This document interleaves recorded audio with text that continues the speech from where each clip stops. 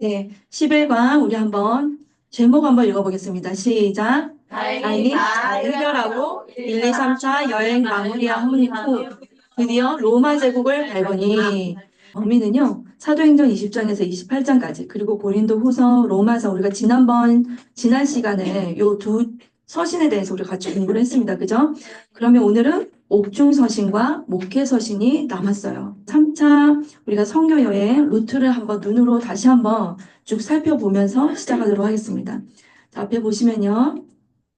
자, 3차 선교 여행. 우리가 수리아 안디옥 교회에서 바울이 혼자서 떠나게 됩니다. 브리스길라 아굴라 지금 어디 있나요? 그렇죠. 에베소 교회에 남아져 있죠. 자, 요렇게 떠나서 에베소에 가서 그들을 또 만났어요. 자, 그리고 나서 여러 가지 일이 있지만 올라갑니다. 자, 드로아까지 올라갔다가 빌립보, 데살로니가, 베레아, 그리고 고린도에 갔는데 고린도에서 돌아오게 되죠. 자, 왜 돌아오게 되나요? 원래는 이제 헤로로 가려고 했잖아요. 바로 갔으면 됐는데 지금 되돌아옵니다. 왜요? 자, 이 바울 일행을 죽이려고 했던 사람들이 있었다는 거예요. 자, 그래서 배를 타고 가면 우리가 이 사람들을 어떻게 하자라는 그 모의를 듣게 된 거죠. 자, 그래서 여기서 되돌아갑니다. 그죠? 자, 이렇게 되돌아가서요. 미돌레네까지 갔다가 밀레도에 가서 밀레도에서 누구를 만나나요? 그렇죠. 에베소 교회의 장로들과 마지막 작별 인사를 하게 되죠. 자, 그리고 나서 헤어져서 로도, 바다랴, 그래서 두로를 통해서 가이사랴, 자, 예루살렘까지 왔어요. 자, 그죠? 예루살렘까지 도착한 거 우리 배웠습니다. 그죠? 자, 그러면 앞으로 이제 무엇이 남았나요? 자, 체포가 남았는 거예요. 체포. 그쵸? 자, 그럼 이걸 기억하면서 우리가 오늘의 포인트 한번 보시겠습니다. 오늘의 포인트 보니까 우리가 지난번에 3년간 목회한 에베소를 막 떠나 마게도냐에서 자, 이 부분을 배웠고요. 그리고 마게도냐에서 무엇을 썼나요? 그렇죠. 고린도 후서를 썼어요. 자, 어떤 소식을 듣고? 기쁜 소식. 누구의 기쁜 소식? 그렇죠. 고린도 교회에 눈물의 편지를 가지고 갔던 디도가 올라오면서 마게도니아에서 만나게 되죠. 자, 그러면서 그 소식을 듣고 너무나도 기뻐서 쓴 편지가 바로 고린도 후서다. 자, 두 번째 보니까 그 후에 이제 아가야서로 내려갑니다. 아가야로 내려가죠. 자, 그래서 거기서 기록한 편지가 뭐예요? 로마서. 로마서는 어디에게 보내는 편지인가요? 로마 교회. 그렇죠. 로마 교회로 보내는 편지였어요. 자, 그리고 세 번째, 1, 2, 3차 선교 여행을 마무리 짓는 예루살렘 행. 자, 먼저는 예루살렘에 가서 무엇을 하려고 했나요? 헌금 전달. 그렇죠. 헌금 전달을 하기 위해서 가려고 했다는 거죠. 자, 그러면 4번 한번 볼게요. 4번은요. 예루살렘에서 체포된 후 로마 감옥까지 간 스토리. 자, 우리가 4번 요 내용을 배울 거고요. 그리고 5번 그 이후에 나머지 바울 서신 정리하기. 자, 이렇게 오늘은요. 4번, 5번을 배우고 나서 그리고 12가로 넘어가도록 하겠습니다. 자, 그러면 4번 한번 보겠습니다. 예루살렘에서 체포된 후 로마 감옥까지 간 스토리. 그죠? 방갈로 1번 보겠습니다. 바울 예루살렘에서 체포되어 피고인으로 고소됨. 자, 여기 보시면요. 자, 오늘 이 방갈로 5분까지 자, 요렇게 내용을 정리해 보도록 하겠습니다. 자, 지난번 시간에 보니까요. 그 예루살렘에 도착해서 예수님의 동생인 누가 야고보가 이제 마중을 나왔잖아요. 이곳에는 믿는 자 중에서 유대인들이 아주 많습니다. 라고 얘기했죠. 네. 자, 그러면서 율법의 열성 가진 자들이 너무 많다. 이렇게 얘기를 해요. 뭐라고 얘기합니까? 바울더러 함께 결례를 행하고 자, 그리고 비용을 내어서 머리를 깎게 하라. 바울이 당신이 보호될 것이다. 자, 그래서 사실은 야고보는요, 바울을 보호하려고 했다는 거예요. 자, 그래서 바울은요, 그들이 시키는 대로 그대로 모든 결례를 행하고 성전에 들어가서 각 사람을 위하여 제사 드릴 때까지 결례 기간이 만기된 것을 신고하니라 라는 것으로 우리가 마무리를 했습니다. 바울 정결 예식을 행하면 좋겠어요 라고 보호하기 위해서 권면을 했다는 거죠. 자, 이 권면을 듣고 바울은 쓸데없는 마찰을 없애기 위해서 유대인에게는 유대인처럼 그래서 정결 예식을 행하면서 그 율법주의자들에게 굳이 일으키지 않아도 되는 마찰을 없애요. 그죠? 자, 그리고 나서 오늘 4번에 들어가게 되는데요. 유대인 금식 기간이 끝나갈 즈음에 어떤 무리가 다가옵니다. 자, 헌금 사절단 바울 일행에게 트집을 잡는 일이 생겼다는 거예요. 자, 그러면 사도행전 21장 27절을 한번 보겠습니다. 자, 그 이래가 거의 참에 아시아로부터 온 유대인들이 성전에서 바울을 보고 모든 무리를 충동하여 고를 붙들고 28절 외치되 이스라엘 사람들아 도우라. 이 사람들은 각처에서 우리 백성과 율법과 이국을 비방하여 모든 사람을 가르치는 그 자인데 또 헬라인을 데리고 성전에 들어가서 이 거룩한 곳을 더럽혔다 하니 이는 그들이 전에 에베소 사람 드로비모가 바울과 함께 시내에 있음을 보고 바울이 그를 성전에 데리고 들어간 줄로 생각함이로라. 자, 지금 읽은 이 본문을 보니까요. 자, 이 모든 트집을 잡고 막 이런 일을 행한 이 주동자가 누구예요? 27절에 보니까 아시아에서 온 유대인들. 자, 아시아 어딘가요? 에베소에 있었던 그 사람들이 왔다라는 거죠. 아시아에서 온 유대인들이라고 기록을 하고 있어요. 자, 무섭게 추적하던 그 눈. 여러분 기억하시나요? 네, 이들의 소행은요, 사도행전 28장까지 가게 됩니다. 대제사장 아나니아 사내들인과 합세해서 2년 이상의 재판을 끌고 간다는 거예요. 자, 예수님의 때와 비슷한 상황이죠. 자, 이미 이들은요, 바울의 행적을 다 알고 있는 사람들이었어요. 자, 트집을 잡는 이유가 무엇이었냐면요, 헌금 사절단 바울 일행이 이방인의 뜰 경계선을 넘어갔다라고 트집을 잡았다는 거예요. 자, 그러면서 이들은요, 폭동을 일으키게 됩니다. 이 폭동은 계획된 폭동이었다는 거예요. 정결 예식이 끝나갈 즈음이었는데 그들이 바울을 보고 성전에 있는 바울을 성전 밖으로 끌어냈어요. 그리고 바울에게 성전을 더럽혔다라는 죄목을 씌웠다는 거예요. 자, 당시 로마는요, 유대인들이 자치적으로 신문하고 벌할 수 있는 권한을 허용한 몇 가지의 범죄 행위가 있는데 그런 일이 있으면 너희들이 자체적으로 스스로 신문하고 벌할 수 있는 권한을 줄게라고 한 거예요. 로마가요. 자, 그 중에 하나가 성전에 관한 것이었어요. 당시 성전 문 위에는요, 뭐라고 적혀져 있었냐면요. 헬라어, 라틴어, 히브리어, 아람어로 경고문이 붙어 있었다고 합니다. 자, 어떤 내용인가 보니까요. 이방인은 성전과 그 경계를 넘어올 수 없다라는 내용이에요. 그리고 더불어서 위반한 자는 반드시 극형에 처하며 책임은 본인에게 있음. 이런 내용이었다고 합니다. 자, 이것이 당시 성전 앞에 딱 붙어 있었던 거예요. 자, 성전에서 바울을 목격한 유대인들은요, 법정 판결이고 뭐고 없이 바울을 현장에서 바로 죽이려고 했던 거였어요. 자, 이들은요, 경고한 게 있었기 때문에 바울이 성전을 더럽혔다라고 생각을 했고, 그러니 그 자리에서 그냥 바로 죽이려고 했던 거예요. 자, 여러분 예루살렘에 들어가면 닥칠 일이 있었다고 예언한 예언 기억나시나요? 자, 어떤 내용인가요? 바울이 어떤 일을 당한다고요? 그렇죠. 잡힌다는 거죠. 결박당한다라고 해서 아가보가 예언을 할 때 바울의 끈을 가지고 두 손과 두 발을 묶는 그 행동 예언을 보여주었잖아요. 그리고 그 전부터 계속 이러한 예언들이 계속 따라다녔어요. 자, 상황이 이렇게 되자 이때 급히 달려온 천부장이요. 이것을 멈추게 합니다.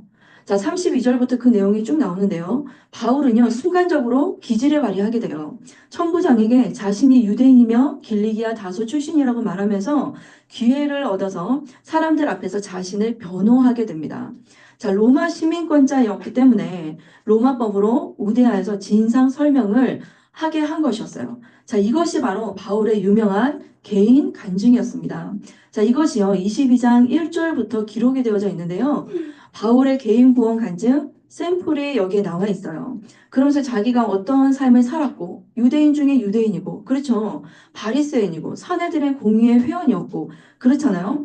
자, 그러면서 이가 어떻게 예수님을 만났는지 그리고 어떤 일이 있었는지 쭉 간증을 하게 돼요. 자, 이거는요 내비게이션으로 읽도록 하겠습니다. 자, 그런데 이것을 다 듣고 난 그들의 반응이 어땠냐면요. 그 반응이 나옵니다. 22장 22절을 한번 볼까요?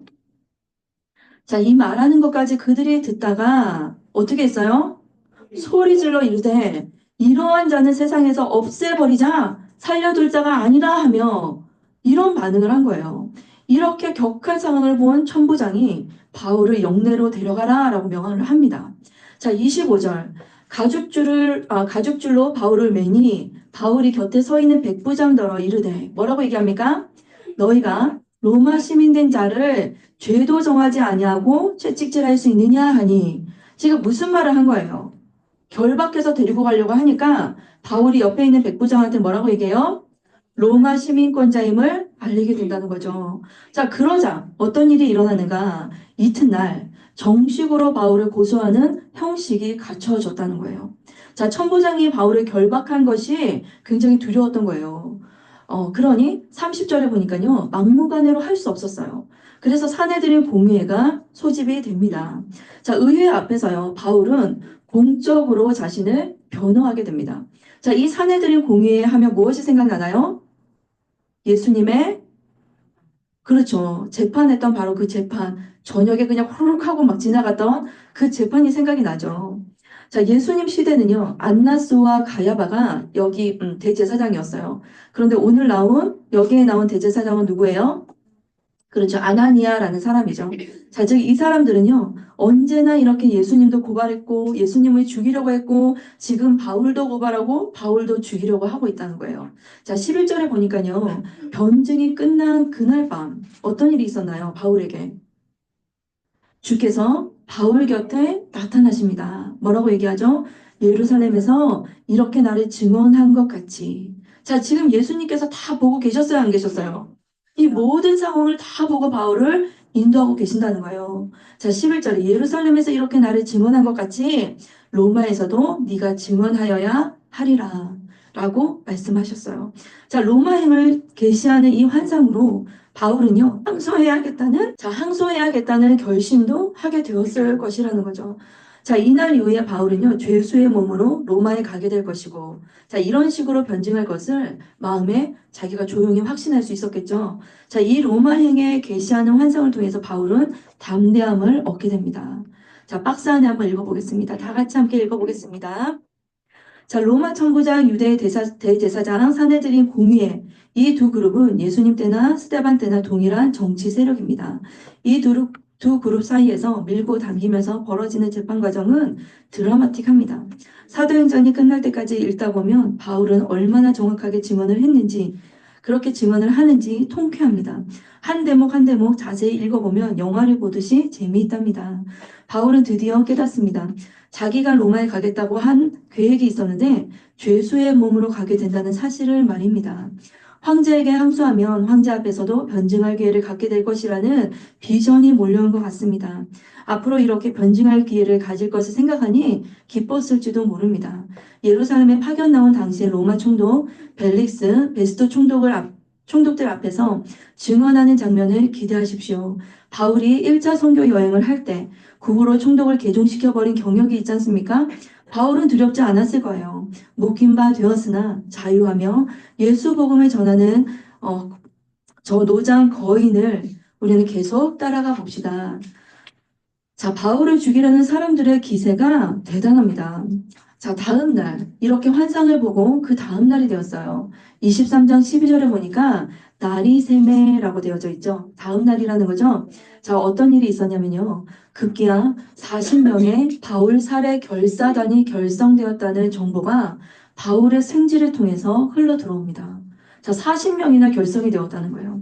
자, 천부장은요, 이 소식을 들었어요. 그래서 바울을 어떻게 하냐면요. 바울을 헤롯궁이 있는 가이사라로 후송하게 됩니다. 어디로 후송했어요? 자, 가이사라로 후송하게 돼요. 자, 그러면 지금 예루살렘에서 어디로 간 거예요? 가이사라로 가게 된 거죠. 자, 방갈로 2번 볼까요? 자, 벨릭스 총독 때 가이사라 감옥에 2년 감금이라고 되어져 있죠.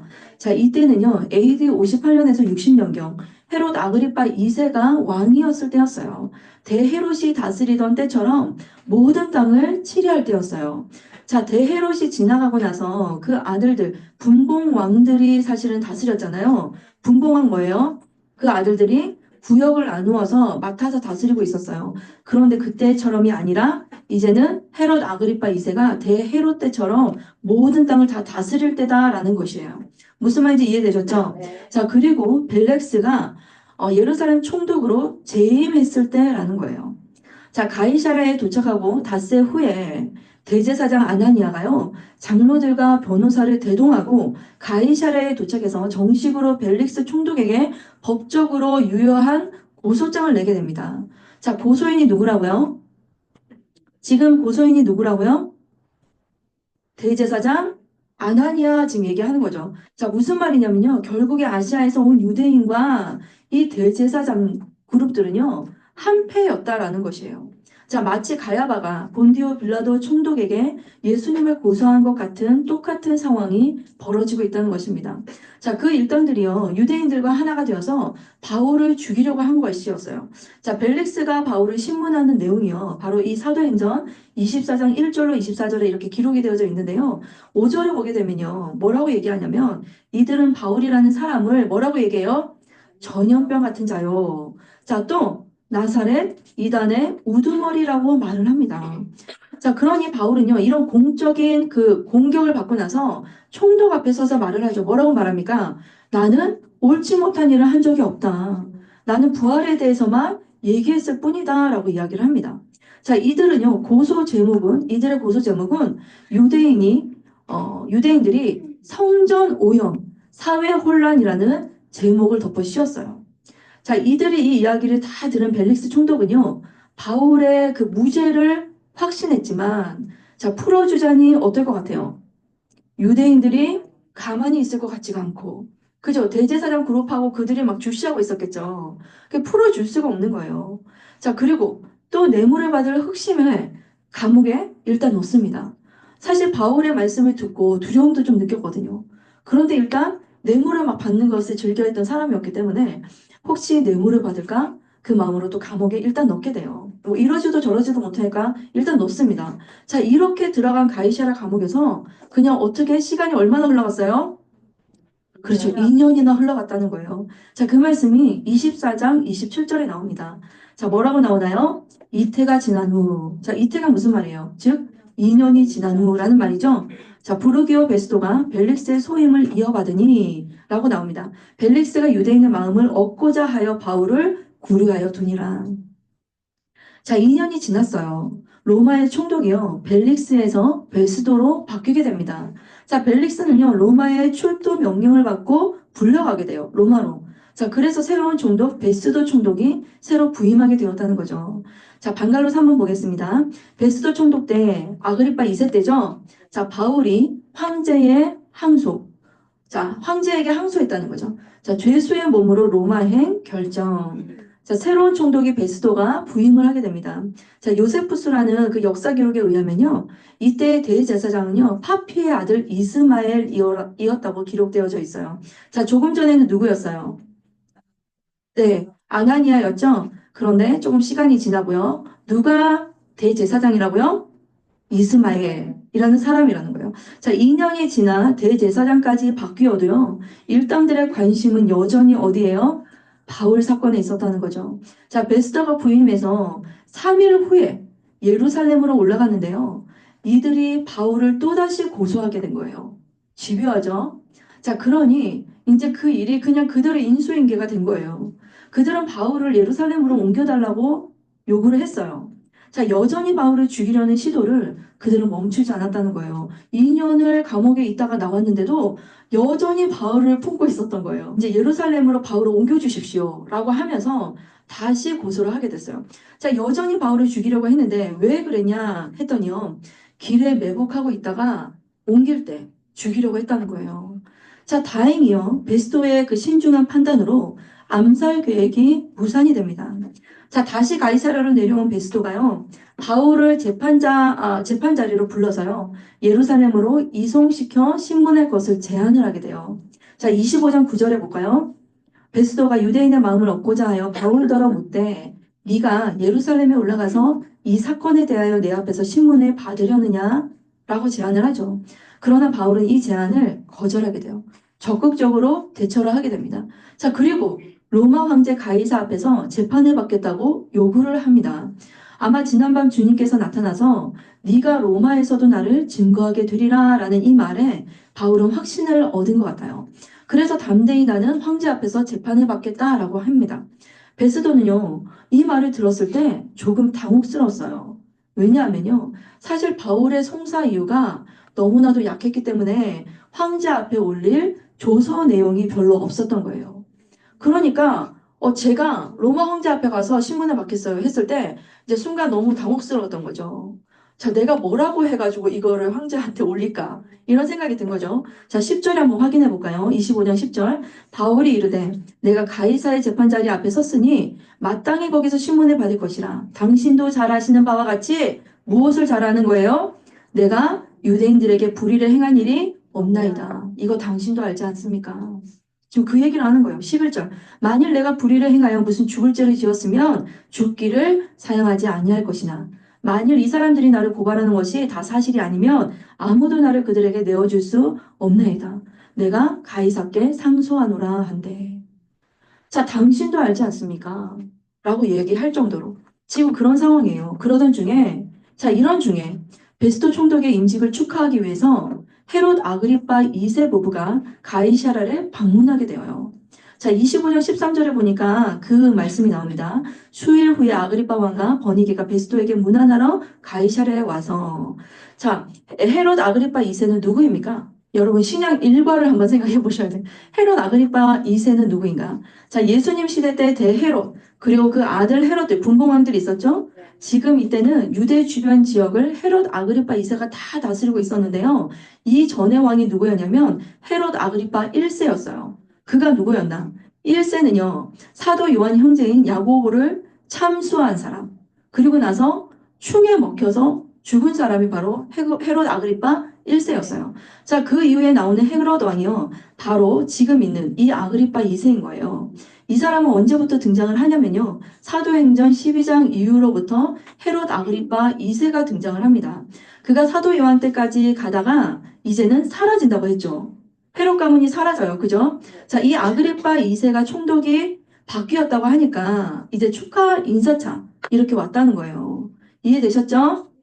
자, 이들이요. 동석한 자리에서 바울을 신문하는 이야기가 이어집니다. 자, 베스도는요. 헤롯을 만나서 바울 문제에 대해서 상의를 하는데요. 자, 뭐라고 얘기하냐면요. 과연 바울을 보내야 될지 잘 모르겠어요. 자, 이런 말이에요. 한마디로. 자, 25장 25절을 한번 볼까요? 지금 제가 지금까지 쭉 그냥 이야기로만 쭉 했었잖아요. 자, 이거는요. 성경 말씀 그대로 지금 풀어놓은 거예요. 그래서 여러분 내비게이션 지금 다 찾으면 시간이 너무 많이 걸려서 그거는 숙제로 다 읽으면서 한번 내용을 정리하시기 바랍니다. 자, 25장 25절에 보니까요. 내가 살피건대 죽일 죄를 범한 일이 없더이다. 지금 이거 누가 얘기하는 거예요? 베스도가 얘기하는 거예요. 그러나 그가 황제에게 상소한 고로 보내기로 결정하였나이다. 이제 보내야 된다는 거죠. 황제한테 상소했으니까. 그런데 26절 보세요. 그에 대하여 황제께 확실한 사실을 알릴 것이 없으므로 있어요, 없어요? 지금 말할 게 없다는 거죠. 신문한 후에 상소할 자료가 있을까 하여 당신들 앞 특히 아그리빠 왕 당신 앞에 그를 내세웠나이다. 지금 아그리빠 왕 앞에 내세워서 신문을 하면서 혹시 상소할 수 있는 그 내용을 뭔가 또 찾을 수 있을까 해서 내가 당신 앞에 헤롯 아그리파 2세 왕 당신 앞에 세웠습니다. 라고 지금 얘기하는 거예요. 지금 없다는 거죠. 상소할 내용이. 맞나요? 네. 자, 27절. 그 죄목도 밝히지 아니하고 죄수를 보내는 것이 무리한 일인 줄 아나이다 하였더라. 이게 굉장히 무리하는, 그 당혹스럽다는 것이 맞는 말이죠. 맞나요? 네. 자, 여기서 바울은요, 그 유명한 개인 구원 간증을 합니다. 자, 헤롯 아그리파 2세 했을 때 우리가 바울이 그 앞에서 구원 간증을 한다라고 예전에 이제 말씀을 드렸었거든요. 자, 헤롯 아그리파 2세 앞에서 자기의 그 일생과 복음에 대해서 간증을 쭉 하게 돼요. 자, 26장이 바로 간증의 내용인데요. 자, 26장 30절. 자, 이 내용도 똑같아요. 자기가 어떤 사람이었고, 그죠? 유대인이었잖아요. 그래서 쭉 얘기하면서 예수님을 만났던 이야기, 뭐 이때까지 있었던 그 얘기들을 다 간증으로 풀어내요. 그리고 나서 26장 30절을 보시면요. 왕과 총독과 버니게와, 자, 왕의 부인으로 왔죠, 버니게는요. 왕과 총독과 버니게와 그 함께 앉은 사람들이 다 일어나서 31절 물러가 서로 말하되, 자, 지금 간증을 들은 후를 얘기하는 거죠. 간증을 다 듣고 나서 물러가서 이들이 이야기를 하는 거예요. 뭐라고 얘기하냐? 이 사람은 사형이나 결박을 당할 만한 행위가 있다 없다? 없다 하더라. 세 명이 지금 어떻게요? 만장일치로 없구나라는 것으로 지금 결론이 난 거예요. 자, 32절 뭐라고 얘기하냐? 32절에 이에 아그리빠가 베스도에게 이르되 이 사람이 만일 가이사 누구죠? 로마 황제를 통칭하는 용어죠. 자, 가이사에게 상소하지 아니하였더라면 뭐라고요? 석방될 수 있을 뻔하였다 하니라. 자, 무슨 말을 하는 거예요, 지금? 무죄다라는 얘기를 하는 거예요, 지금. 그렇죠? 자, 그러나 바울이 죄수의 몸으로 로마를 향해서 가는 것이 바로 하나님의 뜻이었다는 거예요.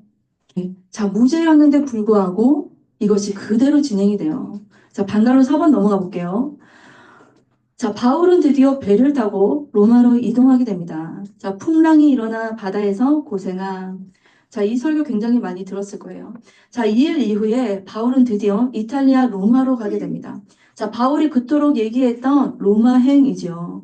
죄수의 몸으로 가게 되었지만 예언 그대로였어요. 하나님께서 말씀하신 그대로였어요. 자, 바울은 누구랑 같이 가느냐? 디모데와 누가와 아리스다고와 이렇게 대동을 하고 떠나게 됩니다. 자, 로마 상류층은요, 보통 종을요, 2명을 데리고 다녔거든요. 자, 바울이 이렇게 대동하고 갔다는 것은요, 죄수의 신분으로 갔는데, 이렇게 대동해서 갔다는 것은 바울이 특별 대접을 받았다는 증거라는 거예요. 자, 누가와 함께 있다는 표현이 나오는데요. 사도행전 27장 1절을 한번 볼까요? 뭐라고 표현이 되어져 있죠? 우리가 배를 타고. 자, 우리가. 자, 누구죠? 그렇죠. 사도행전 저자인 누가가 자기를 포함시켜서 우리가 배를 타고 바울과 함께 갔다는 거죠. 자, 누가는요, 가이사랴 감옥에서 2년간 재판을 기다리는 동안에 바울이 2년간 갇혀져 있었으니까 그동안에 기다리고 있었던 거예요. 기다리는 동안에 예루살렘에 체류했던 것이 분명하다는 거예요. 바울의 모든 재판 과정을 옆에서 함께한 것이고 로마행이 결정되자 이때를 기다렸다는 뜻이 나타난 걸 보면 알 수가 있다는 거예요. 자, 누가가 여기 2년 동안에 기다리면서 무엇을 했을까요? 그렇죠. 누가복음을 쓴 것 같아요. 자, 로마를 향하는 여정 지도를 한번 볼게요. 자, 지금 가이사랴 감옥에서 이제 출발을 하는 거죠. 자, 이렇게 출발해서 먼저 한번 어떻게 갔나 한번 볼게요. 미항 많이 들어보셨죠? 설교 때. 자, 그리고 이렇게 올라가서 자, 이런 지명들이 성경에 나오거든요. 읽으면서 한번 확인하시기 바래요. 자, 로마까지 요 루트로 갔다는 거예요. 자, 바울이 가이사랴 감옥을 출발해서 이 지역에서 배를 타고요. 이렇게 로마에 도착하는 내용이 바로 사도행전 27장에 기록이 되어져 있거든요. 자, 바울이요. 아드람부테노 배를 타고 출발해서요. 도착할 때까지 배를 한 번 또 바꿔 타게 됩니다. 무슨 배죠? 알렉산드리아 배를 바꿔 타게 돼요. 그리고 풍랑으로 난파되기도 하고 섬에 불시착하기도 하면서 우여곡절 끝에 로마에 도착을 하게 되죠. 엄청난 토네이도 같은 것이 막 배를 뒤집을 만한 그 토네이도가 있었잖아요. 그죠? 자, 이 과정 속에 이런 에피소드가 있죠. 자, 방갈로 5번 넘어가 보겠습니다. 자, 드디어 로마에 도착해서 바울의 1차 로마 감금, 자유로운 상태라는 거예요. 28장 16절 한번 볼까요? 28장 16절에 보니까 뭐라고 나옵니까? 우리가 로마에 들어가니 지금 도착했어요, 안 했어요? 자, 도착을 했어요. 자, 드디어 로마에 도착했어요. 석 달 열흘에 걸쳐서 드디어 로마에 도착한 거예요. 자, 벌써 성도들이요, 마중이 나와 있습니다. 바울에게는 자기를 지키는 한 군인이 함께 있게 허락하더라. 자, 한 명의 군인이 함께 있었어요. 자, 바울은 2년간 구금이 되는데요. 이것을 뭐라고 얘기하느냐? 1차 로마 감옥 투옥이라고 이야기를 합니다. 그런데 비교적 자유로운 옥중 생활이었어요. 2년 동안 방해받지 않고 셋집에 머물며 지내게 되는데 오늘날로 말하면 가택연금 상태라고 생각을 하면 되겠어요. 앞에서 군인이 지키고 있었으나 사람들이 찾아오면 만날 수 있는 상황이었다라는 거죠. 사람들이 오고 가는 것이 가능했다는 거예요. 자, 28장 23절에 한번 확인해 볼까요? 그들이 날짜를 정하고 그가 유숙하는 집에 많이 오니 바울이 아침부터 저녁까지 강론하여 하나님의 나라를 증언하고 모세의 율법과 선지자의 말을 가지고 예수에 대하여 권하더라. 자, 맞죠? 자, 바울은 그렇게 자유롭게 머물면서 2년 동안 찾아오는 사람들을 영접하면서 복음을 전할 수 있었어요. 어쩌면 가장 안전함이 보장된 그런 상황이죠. 자, 지금 눈 있어 없어요? 없어요. 지금 핍박하는 사람들 막 바울 곁으로 오나요, 안 오나요? 못 오죠. 그죠? 그러니 얼마나 안전하게 지금 복음을 전하는 것입니까? 자, 이 상황을 바울의 1차 로마 감금이라고 이야기를 한다는 거죠. 자, 28장 30절 한번 볼까요?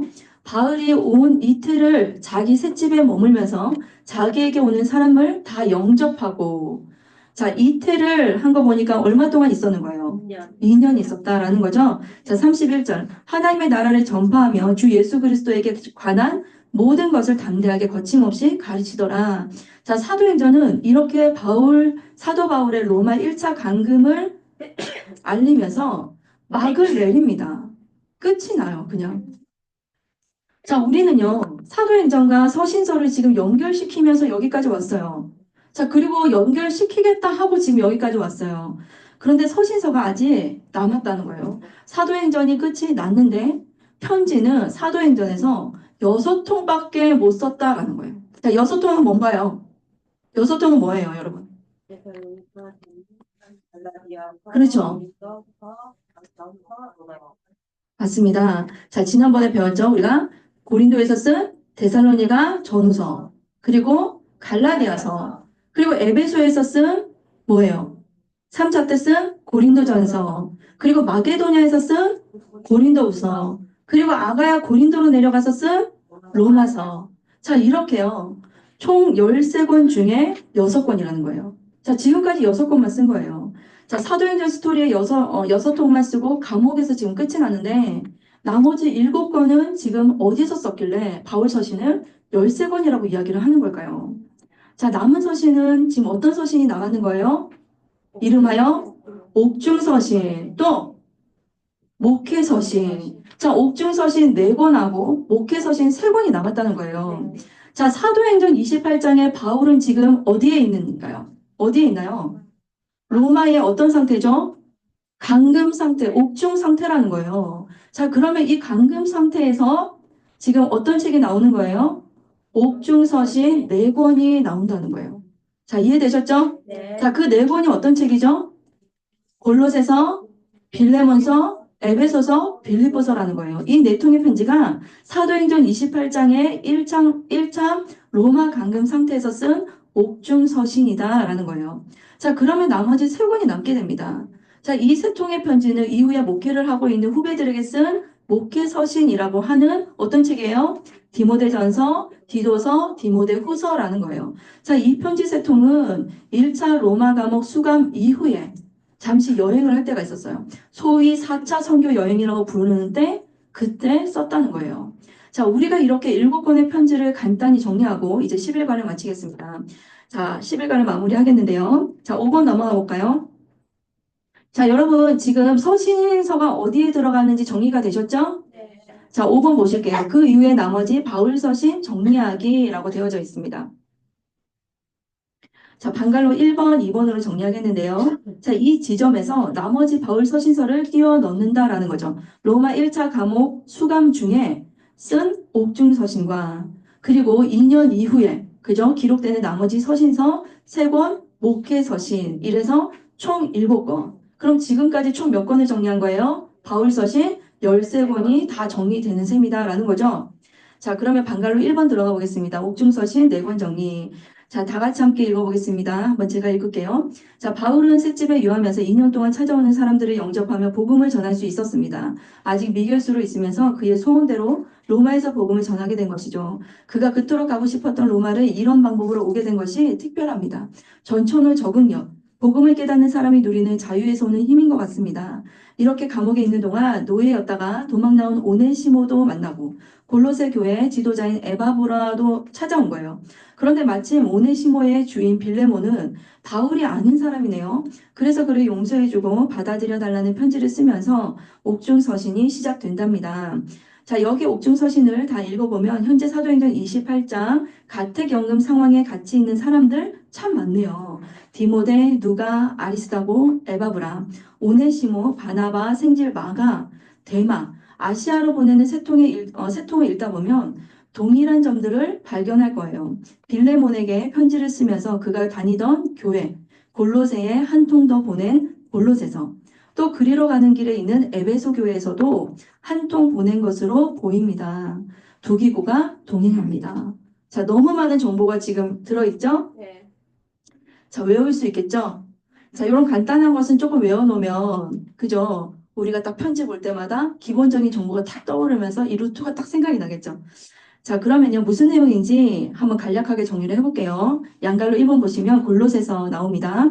자, 디모데를 거론하면서 골로새 교회에 문안하는 것을 보아서, 자, 지금 디모데를 거론하며 골로새 교회에 문안하는 것을 보아서 지금 오네시모의 주인인 빌레몬에게 보내는 편지와 함께 한 통 더 쓴 것으로 보인다는 거예요. 자, 이 교회는요, 빌레몬과 아키포가 중심에 있고, 지금 무슨 교회 얘기하는 거죠? 그죠? 골로새 교회를 지금 얘기하는 거예요. 거기에는 누가 중심에 있어요? 빌레몬과 아키포가 중심에 있고, 자, 에바브라. 누구냐면 골로새 교회 창립 지도자였어요. 에바브라는. 자, 에바브라가 복음을 전한 교회라는 정보가 골로새서 1장 7절에 있습니다. 자, 그런데 이 에바브라가 지금 바울과 같이 있는 거예요. 자, 지금 바울 어디 있어요? 로마 가택연금 상태죠. 거기에 지금 골로새 창립 지도자인 에바브라가 함께 있다는 거예요. 자, 바울이 1차 로마 감옥에서 2년 있을 동안에 골로새 교회 창립 지도자인 에바브라와 골로새 사람 오네시모라는 노예를 만난 거예요. 자, 둘 다 골로새 사람이었어요. 골로새 교회인 창립 지도자인 에바브라의 고민은요, 골로새 교회에 거짓 교사들이 들어와서 골로새 교회가 걱정이 된다는 거였어요. 이런저런 교제를 하다 보니 아무래도 골로새 교회에 편지를 한 통 보내야 되겠다라는 필요성을 느꼈던 거예요. 바울이. 자, 복음을 깨닫는 사람으로서 교회 생활을 어떻게 해야 할지 목회자로서 권면하는 내용을 담고 있고요. 또 한 가지는 거짓 교사. 그러면 누가 생각나요? 자, 이단 문제라는 거죠. 자, 이단 문제에 대한 내용을 담고 있다는 거예요. 골로새서는. 자, 그런 문제를 지금 누가 얘기해 준 거예요? 골로새 창립 지도자인 에바브라가 이야기를 해주어서 알게 된 거죠. 자, 그래서 이단과 싸울 것을 바라며 쓴 편지가 바로 골로새서라는 거죠. 자, 골로새서 2장 4절과 8절에 보게 되면요. 여기 로마 감옥에 온 것이라고 지금 자기의 상태를 이야기를 하고 있어요. 자, 그리고 오네시모와 두기고가 함께 편지를 가지고 갈 거야 라는 사실을 말해주고 있다는 거예요.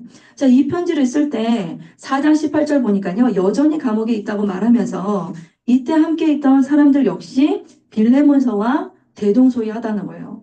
그 같은 사람들이겠죠? 같은 장소에서 같은 사람들이 있는 곳에서 썼기 때문에. 자, 1차 때 도망간 마가가요. 이때 여기 같이 있는 것을 보면 바나바와 헤어진 이후에도 계속 바울과 지금 서로 교제하고 있었다라는 것을 알 수 있겠죠? 자, 아리스다고, 누가, 데마, 이 사람들도요, 빌레몬서 쓸 때와 마찬가지로 함께 있어서 그들의 이름이 언급되면서 함께 문안합니다. 라는 표현이 성경에 나옵니다. 자, 그리고 또 주인을 배반하고 도망 나온 오네시모를 어떻게 걷어둘까라는 생각을 하다가 주인에게 돌려보내야 되겠다라고 생각을 한 것 같아요.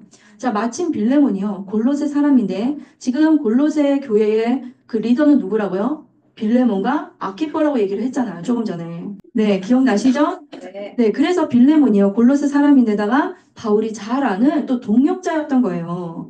그래서 그를 오네시모를 용서해주고 다시 받아들여달라는 편지를 써야 되겠다라고 생각을 한 거예요. 자, 그래서 양갈로 2번 빌레몬서.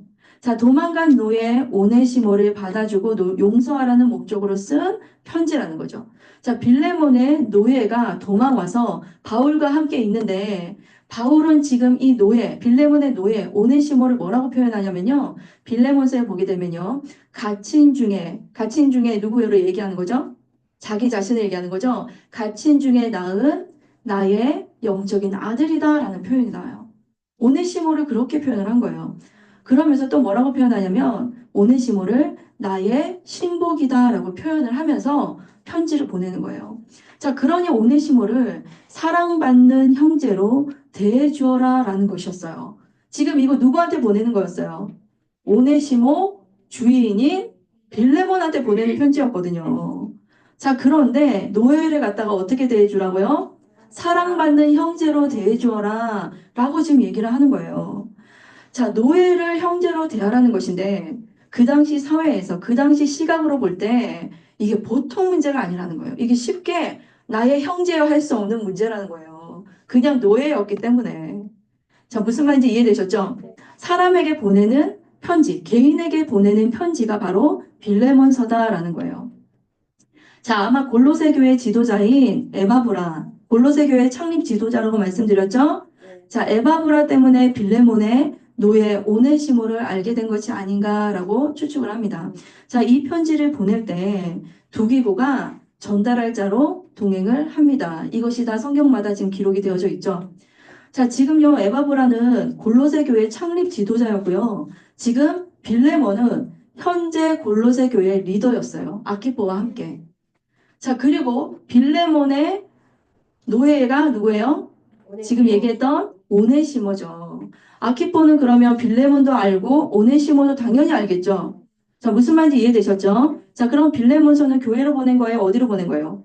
개인에게 보낸 것이다. 자, 그런데 골로새 교회 안에 있는 사람이었기 때문에 골로새서를 보내면서 빌레몬서도 같이 보낼 수 있었겠죠. 자, 양갈로서 한번 보겠습니다. 자, 에베소서. 3차 선교 여행 때 개척한 교회 에베소 교회에 보낸 편지예요. 3년을 목회를 했어요. 기억나시죠? 네. 자, 밀레도에서 장로들을 만났었는데 그것이 마지막이었어요. 그리고 그 이후에 이렇게 감옥에서 처음 편지로 소식을 써 보낸다는 거예요. 자, 이 내용도 에베소서 3장 1절, 4장 1절 이런 데 다 기록이 된 지금 이야기를 제가 하는 거예요. 자, 읽으면서 확인하시면 되겠어요. 자, 골로새서를 쓰고 나서 에베소서를 써서 그런지 두 서신서를 보면 같은 내용이 20군데 이상이 된다는 거예요. 자, 내용이 비슷한 게 굉장히 많아요. 자, 에베소서 5장 6장 그리고 골로새서 3장 18절에서 25절을 비교해 보면요. 아내와 남편, 자녀와 부모, 종과 상전, 사랑으로만 대해라 라는 이 겹치는 내용들이 있다는 거예요. 자, 여러분, 교회가 어때야 하는지, 가정생활이 어때야 하는지, 주종관계는 어떻게 해야 하는지 등등 다 다르게 됩니다. 자, 이러한 단어를 보면요. 얼른 우리는 생각이 나야 돼요. 어떤 게 생각나야 돼요? 사랑으로 대해라. 너희들 수직관계 분명하게 해. 이게 아니라 사랑으로 대해라. 자, 지금 노예를 갖다가 네 형제로 대해라 라는 걸 보면 알 수 있겠죠? 지금 이건 뭐예요? 하나님의 스타일, 뭐죠? 하나님의 존재 양태, 뭔가요? 연합, 개념이라는 거죠. 자, 연합을 하려면 서로 어떻게 해야 돼요? 주님이 나를 사랑한 것처럼 그 사랑으로 나가야 된다는 거예요. 그렇죠? 자, 교회 공동체의 기본 개념을 전제해야지만 소화할 수 있는 부분이다라는 것입니다. 자, 이 편지를 가지고 가는 사람 역시 에베소 사람 두기고입니다. 그리고 누구도 같이 가요? 그렇죠. 오네시모도 같이 가고 있는 중임을 알 수가 있어요. 자, 골로새를 갈 때 반드시 지나가야 하는 곳이 바로 에베소였기 때문에 먼저 에베소를 거쳐서 이렇게 전달한 걸로 보여집니다. 자, 여기 한번 볼까요? 자, 로마 감옥에서 옥중 서신을 썼는데 이게 사도행전의 몇 장에 나옵니까? 28장에 옥중에 갇힌 것만 나오죠. 네. 근데 옥중 서신의 내용을 보니까 다 짜맞춰 보니까 이런 스토리가 있었구나. 우리는 알 수가 있었어요. 그죠? 네. 자, 그래서 이렇게 편지를 다 보내게 돼요. 자, 에베소를 거쳐서 골로새로 가는 거 맞나요? 네. 네, 그래서 가는 길에 에베소 교회도 편지 한 통을 더 썼다라는 거죠. 자, 빌레몬과 골로새서는 골로새 지역으로 가고 에베소서는 어디로? 에베소 지역으로 간다. 근데 지나가는 길이라서 에베소를 제일 먼저 간다라고 이해할 수 있겠죠? 네. 자, 다른 사람이 가져간 것이 아니라 서로 각기 다른 사람이 가져간 것이 아니라 누가 가져갔어요? 같은 사람이 전했죠. 독이고 오네시모가 가는 길에 전했다는 거죠. 자, 그러면요. 자, 위에 세 권은요. 지금 이때까지 받는 책이 무슨 책이에요? 서신 뭐죠? 골로새서, 빌레몬서, 에베소서 이렇게 세 권을 봤어요. 근데 이 세 권은요. 장소, 환경 등이 조건에 의해서 한 묶음으로 볼 수 있다는 거예요. 자, 그런데 이제 마지막으로 나오는 빌립보서는 좀 달라요. 옥중서신 마지막 편지는 빌립보서입니다. 자, 빌립보는요. 마게도니아 지역이잖아요. 맞나요? 네. 자, 누가 있었던 곳이에요? 누구를 만났죠, 여기서? 빌립보에서 누구를 만났어요? 그렇죠. 디도도 만났죠. 그런데, 자, 2차 때, 빌립보로 가서 누구를 만났죠? 자색옥감 루디아를 만났잖아요. 그 루디아 집에서 교회가 시작이 되었잖아요. 그죠? 그곳이라는 거예요. 그게 탁 연상이 돼야지 그림이 짜맞춰지겠죠? 자, 빌립보함이 2차 선교 여행으로 세운 교회였다는 거예요. 자, 늘 물심양면으로 바울을 후원한 교회였어요. 이때도 빌립보 교회에서 사람을 보내서요. 헌금을 전달한 것 같아요. 자, 다시 말하면 어떤 걸까요? 헌금인데 영치금 개념이죠. 지금 갇혀져 있는데 빌립보 교회에서 영치금으로 헌금을 보냈다는 거예요, 지금. 자, 근데 그것을 가지고 온 사람의 이름이 나옵니다. 누구죠? 자, 비슷한 이름인데, 에바브로 디도라는 사람이죠. 자, 그가 돌아가는 길에 그참에 빌립보 교회에도 편지를 한 통 보내려고 했어요. 자, 영치금 헌금을 가지고 왔어요. 그래서 이 사람 그냥 돌려보내는 것이 아니라 돌아갈 때 편지 한 통 쥐어서 보내야 되겠다라고 해서 쓴 편지가 바로 빌립보서다라는 거죠. 자, 위에 세 권은 한 묶음이고 내용이 하나로 흘러갑니다. 그런데 위에 옥중서신 세 권과는 완전히 다른 분위기, 빌립보서라는 거예요. 자, 양갈로 4번 빌립보서 잠시 또 살펴볼게요. 빌립보 교회 교인인 에바브로 디도가 찾아온 거예요. 그런데 그만 로마에서 죽을 정도로 중병에 걸리게 돼요. 지어낸 거 아니에요, 지금. 네, 여러분. 자, 내용이 있습니다. 자, 중병에 걸리게 됩니다. 그런데 감사하게도 잘 회복이 됩니다. 자, 그래서 너무나도 기쁜 마음으로, 감사한 마음으로 또 빌립보 교회에게 화답하는 마음으로 쓴 편지가 옥중서신 빌립보서라는 거예요. 자, 잠깐 내용을 우리가 잠깐 보자면요. 자, 빌립보서 1장에 보면 여전히 지금 디모데랑 같이 있다 그러면서 인사를 합니다. 그러면서 3절에 감사하면서 4절에 특별한 애정이 있는 교회예요 라는 표현을 하죠. 그리고 13절, 14절에 보게 되니까 감옥이지만 이 안에서 자유로이 선교 활동을 하고 있음을 암시하고 있어요. 그리고 로마에 갇혀 있는 거 여러분 알고 계시죠? 라는 내용이에요. 자, 그러면서 여기에서 에바브로 디도가 빌립보 교회가 헌금 준 곳에 갖고 왔다가 죽을 뻔했지만 살아나서 기쁘다라는 표현들이 있고요. 그리고 빌립보서 2장으로 넘어가면요. 그리스도는 누구인가 쭉 이야기하고 있어요. 그러면서 25절 이 편지를 에바브로 디도에게 보낸다 하면서 헌금을 들고 왔을 때 죽을 뻔했지만 다시 살아나서 기뻐요 하면서 이제 굉장히 기뻐합니다. 감옥에 있으면서도 기뻐하라고 전해서 그런지 기쁨의 편지라는 별명이 붙은 서신서라는 거예요. 자, 감옥에서 지금 기쁠 일입니까?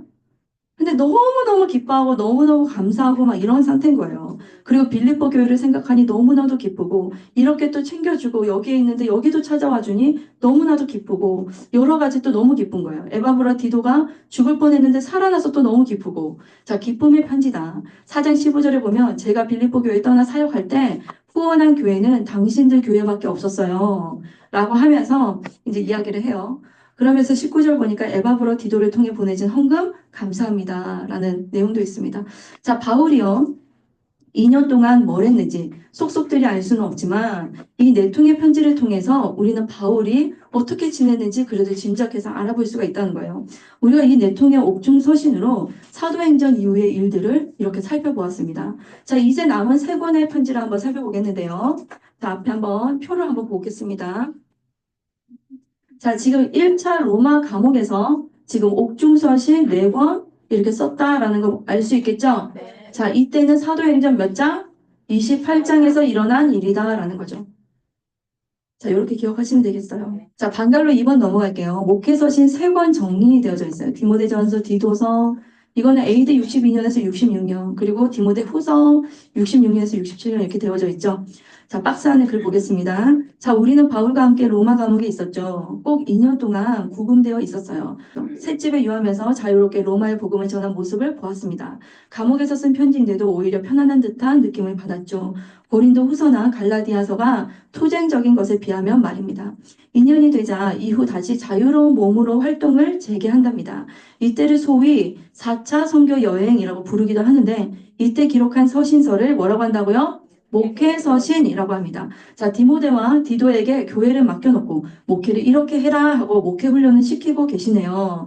마치 모세가 여호수아를 후계자로 세웠듯이 또 예수님도 제자들을 훈련시키면서 대중활동을 하셨듯이 똑같은 전략입니다. 다음 세대에게 리더십을 넘겨줘야 하는 거죠. 자, 디모데전서부터 살펴봅시다. 구약도 그랬듯이 순서대로 되어 있지 않죠. 목록 하나하나가 다시 보여야 합니다. 자, 우리가 먼저 디모데전서부터 살펴보겠는데요. 이때를 4차 선교 여행이라고 하고요. 목양 코칭에 대한 내용이 들어있어요. 자, 시간 순서대로 양갈로 1번, 양갈로 2번, 양갈로 3번 이렇게 가도록 하겠습니다. 자, 양갈로 1번 디모데전서 보시면 디모데는요. 항상 바울과 함께 있었어요. 자, 2차 선교 여행을 시작한 이때부터 어느 지역을 가든지 빌립보, 고린도, 에베소 모든 지역마다 함께 있었던 사람이 바로 디모데였다는 거예요. 바울 서신에 보면 늘 디모데는 바울과 함께 있었는데 여기서는요. 지금 디모데가 누구예요? 수신자잖아요. 그죠? 이걸 보니까 지금 같이 있는 거예요? 없는 거예요? 없는 거예요, 같이. 예외 상황이죠, 지금. 자, 로마 감옥 때에도 함께 있었잖아요. 근데 풀려난 어느 때인가 디모데가 떨어진 것 같아요. 지금 디모데는 어디에 있을까요? 그렇죠. 이때는 흔히 4차 선교 여행이라고 불리는 시간인데 이때 디모데와 디도에게 편지를 보내는데 이때 디모데가 어디에 있었냐면요. 에베소 교회에서 목회를 하고 있었다는 거예요. 이 에베소 교회에 디모데를 보낸 이유가 무엇이냐면요. 바로 에베소 교회에도 다른 교훈을 전하는 거짓 선생들이 나타났기 때문이었어요. 이 거짓 선생들 때문에 바울이 얼마나 시달렸나요? 그죠?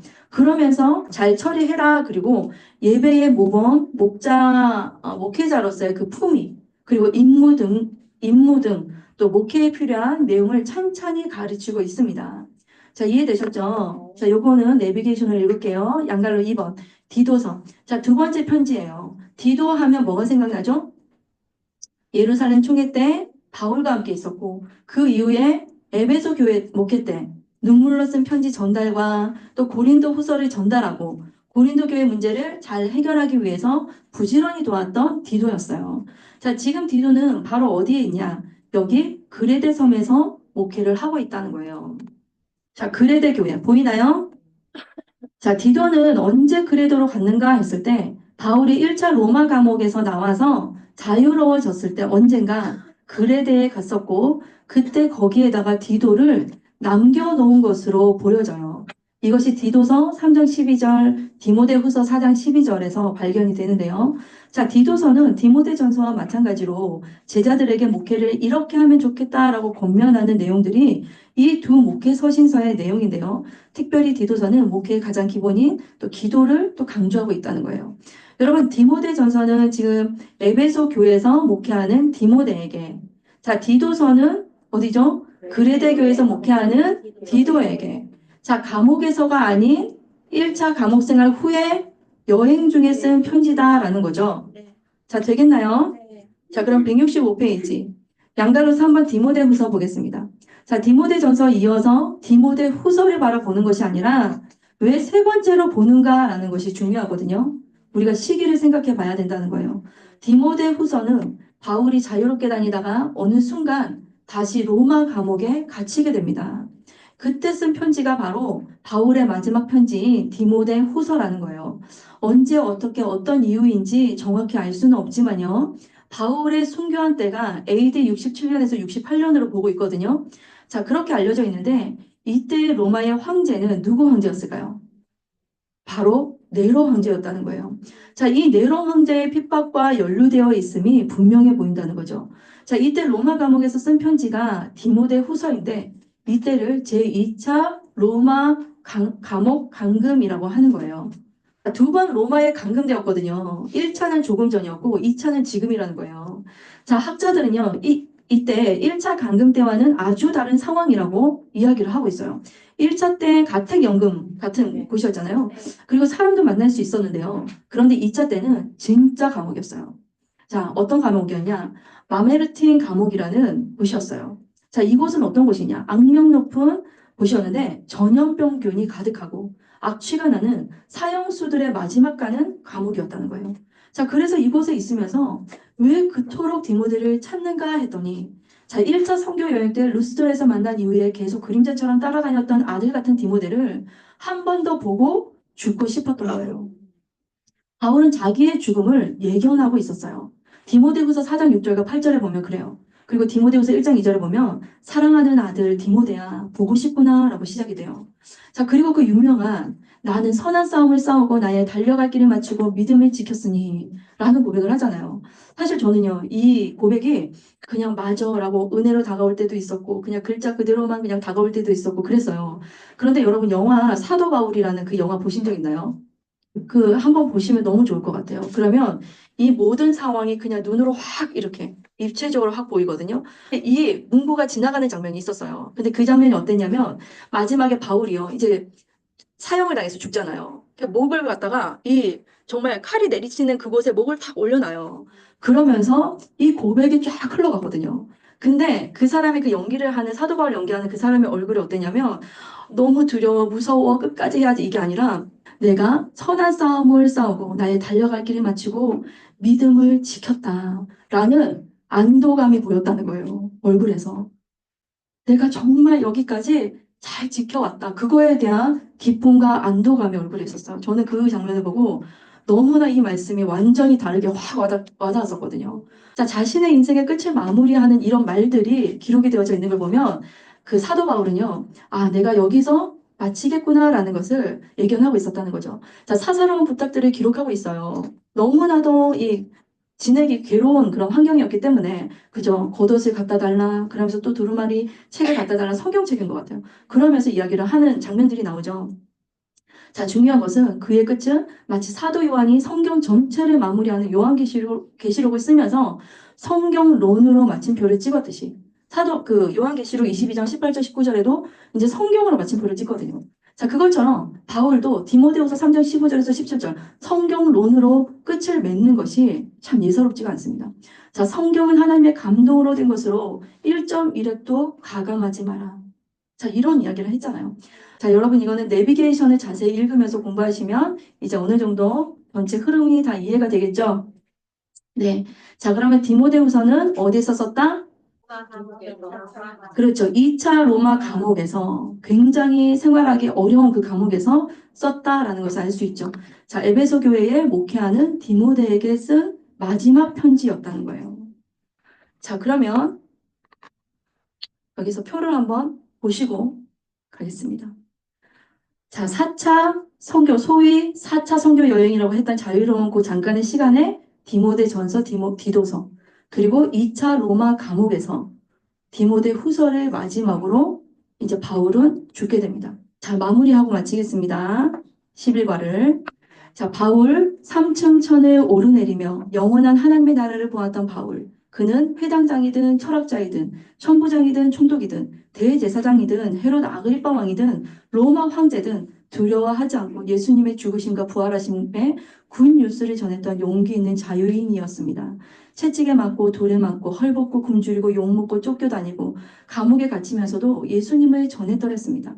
하나님의 소원 열방 행전을 이루어 드리느라 몸이 상할 대로 상한 늙은 노종이 이제 죽음의 그림자의 친구처럼 옷 입고 있습니다. 늙은 바울, 마메르타인 감옥에 춥고 어두운 곳에서 떨고 있습니다. 겉옷 하나 들여 보내줄 사람이 없는 외로운 감옥이었습니다. 전염병균이 가득하고 악취가 나는 사형수들의 마지막 거처였습니다. 바울은 이 흙바닥에 몸을 누이며 잘 때마다 소원이 있었습니다. 제1차 선교 여행 때 루스드라에서 만난 이후 계속해서 그림자처럼 따라다녔던 아들 같은 디모데를 한 번만 더 보고 죽고 싶었습니다.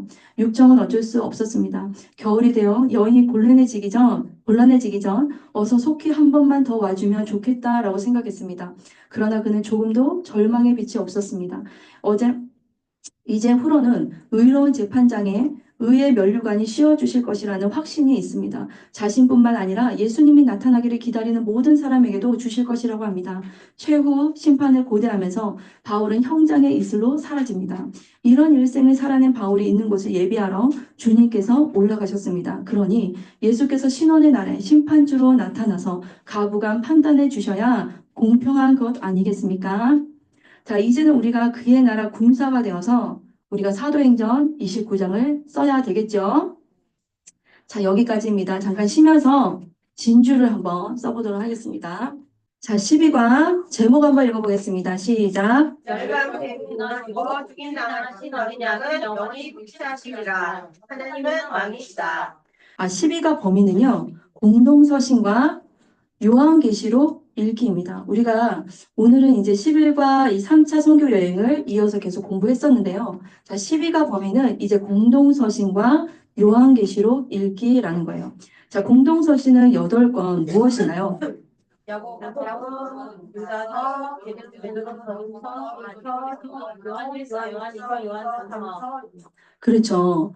자, 공동서신과 요한계시록을 공부하면 우리는 신약을 모두 마무리하게 된다는 거예요. 자, 그러면 포인트를 한번 보도록 하겠습니다. 오늘의 포인트 한번 읽어보겠습니다. 자, 기타 공동서신, 야고보서, 유다서, 베드로, 전후서, 히브리서, 요한 1, 2, 3서 이걸 공부를 하고요. 우리가 요한계시록을 정리를 하겠는데요. 자, 1번 한번 읽어볼까요? 시작. 예수행전 사도행전과 바울서신 열사건 위에 미국 서신 요한계시록 띄워넣기 위해 자, 두 번째는요. 공동서신 공부하기 자, 세 번째는요. 성경의 모든 내용을 충분히 아는 요한계시록 네. 자, 스카시테이프 한번 읽어보겠습니다. 바울은 결국 참수되어 돌아가셨다는 설이 있습니다. 하여튼 그도 죽었습니다. 사실상 바울 서신이 끝나면서 신약의 스토리는 마감되었다고 봐야 합니다. 예수 사건 이후 이어지는 사도행전, 그리고 열방으로 이어지는 스토리가 결국 신약의 줄거리이기 때문입니다. 특히 사도행전의 사건들 속에서 쓰인 바울 서신들이 얽혀 있기 때문에 그것을 이해하는 일이 난제였는데 드디어 우리는 그것을 정복했습니다. 그러다 보니 신약 성경에서 흐름이 끊어졌네요. 개미들이 길을 따라 긴 행렬을 지어 이동하고 있었는데 갑자기 그 길을 끊어놓으며 개미들이 당황하는 것처럼 우리가 지금 좀 그런 것 같습니다. 뭘 해야 할지 모르겠죠. 예수 행적과 사도 행전이라는 긴 행렬을 따라왔는데 그게 끝이 났으니 말입니다. 그런데 아직 신약의 성경 목록들이 남아 있잖아요. 무엇인지 아시죠? 야고보서, 유다서, 베드로, 전후서, 히브리서, 요한 1, 2, 3서, 요한계시록이랍니다. 오늘은 이 성경들을 정리하려고 합니다. 이 책들은 크게 두 부류로 나눌 수 있습니다. 편지와 계시록입니다. 그러나 사실은 계시록도 편지 성격이 포함되어 있어서 어떻게 보면 거의 다 편지인 셈이죠. 소아시아 일곱 교회에게 보내는 편지가 그 안에 들어있거든요. 하여튼 이 두 부류의 책들은 역사적인 흐름 없이 간간히 나온 책들이어서 그냥 한 권씩 따로 읽으면 되기 때문에 어렵지 않지요. 그동안 사도행전과 거기 연결되어 있는 서신서를 유기적으로 공부한 밑그림이 있기 때문에 그 위에 공동서신을 정돈하면 재미있을 겁니다. 성경 목록의 위치부터 도표를 보면서 탁 갈무리 합시다. 자, 내용 들어가기 한번 보겠습니다. 자, 내용 들어가기 1번 예수행전, 사도행전과 바울서신 13권 위에 공동서신 요한계시록 끼워 넣기. 자, 거기 보면 지금 책에 그림이 있으시죠? 자, 신약 100년 역사와 27권 목록이 있습니다. 자, 우리가 그동안 공부한 예수행전, 그리고 사도행전과 바울서신 13권, 이것이 우리가 지금까지 공부한 내용이잖아요. 자, 이 위에 남아있는 공동서신과 요한계시록을 끼워 넣어서 살펴보자는 건데요. 우리가 이 신약 100년을 예수 중심 역사기관과 사도행전 역사기관, 그리고 사도 요한의 중심 역사기관으로 구분해서 나눌 수 있죠. 자, 지금 우리가 어디까지 공부했냐면요. 한번 보시면요. 자, 요렇게 디모데 후서까지 우리가 공부를 했습니다. 자, 워크북 171페이지 그 빈칸에 내용들을 한번 채워 넣어야 하는데 남아있는 목록들을 도표 위에 한번 정리해 보자는 거예요. 자, 도표 위에 한번 정리를 한번 해보도록 하겠습니다. 2차 고린도에서 쓴 살전, 사루, 갈라디아서, 3차로 에베소에서 쓴 고린도 전서, 마게도냐에서 쓴 고린도 후서, 그리고 아가야 지역에서 쓴 로마서, 그리고 예루살렘으로 돌아와서 2년간 가이사라에 있다가 로마로 이송되죠. 그리고 나서 로마에서 1차 감금 기간 2년 동안에 쓴 골로새서, 빌레몬서, 에베소서, 빌립보서 이 옥중서신 4편이 있죠. 그리고 언젠가 풀려서 자유롭게 있으면서 4차 선교 활동 중에 후배들에게 목회서신을 쓰게 돼요. 뭐죠? 디모데, 전서, 디도서. 그리고 AD 68년쯤 네로 황제 때 2차 감옥 감금 상태에서 바울의 유언 같은 마지막 서신 무엇을 썼나요? 디모데 후서 이렇게 했죠. 자, 여기까지 공부했는데 한번 표 안에다 다 적어 넣어 볼게요. 자, 회색 처리된 것은 여기까지 공부했다는 거죠. 지금 남아있는 목록들이 있죠.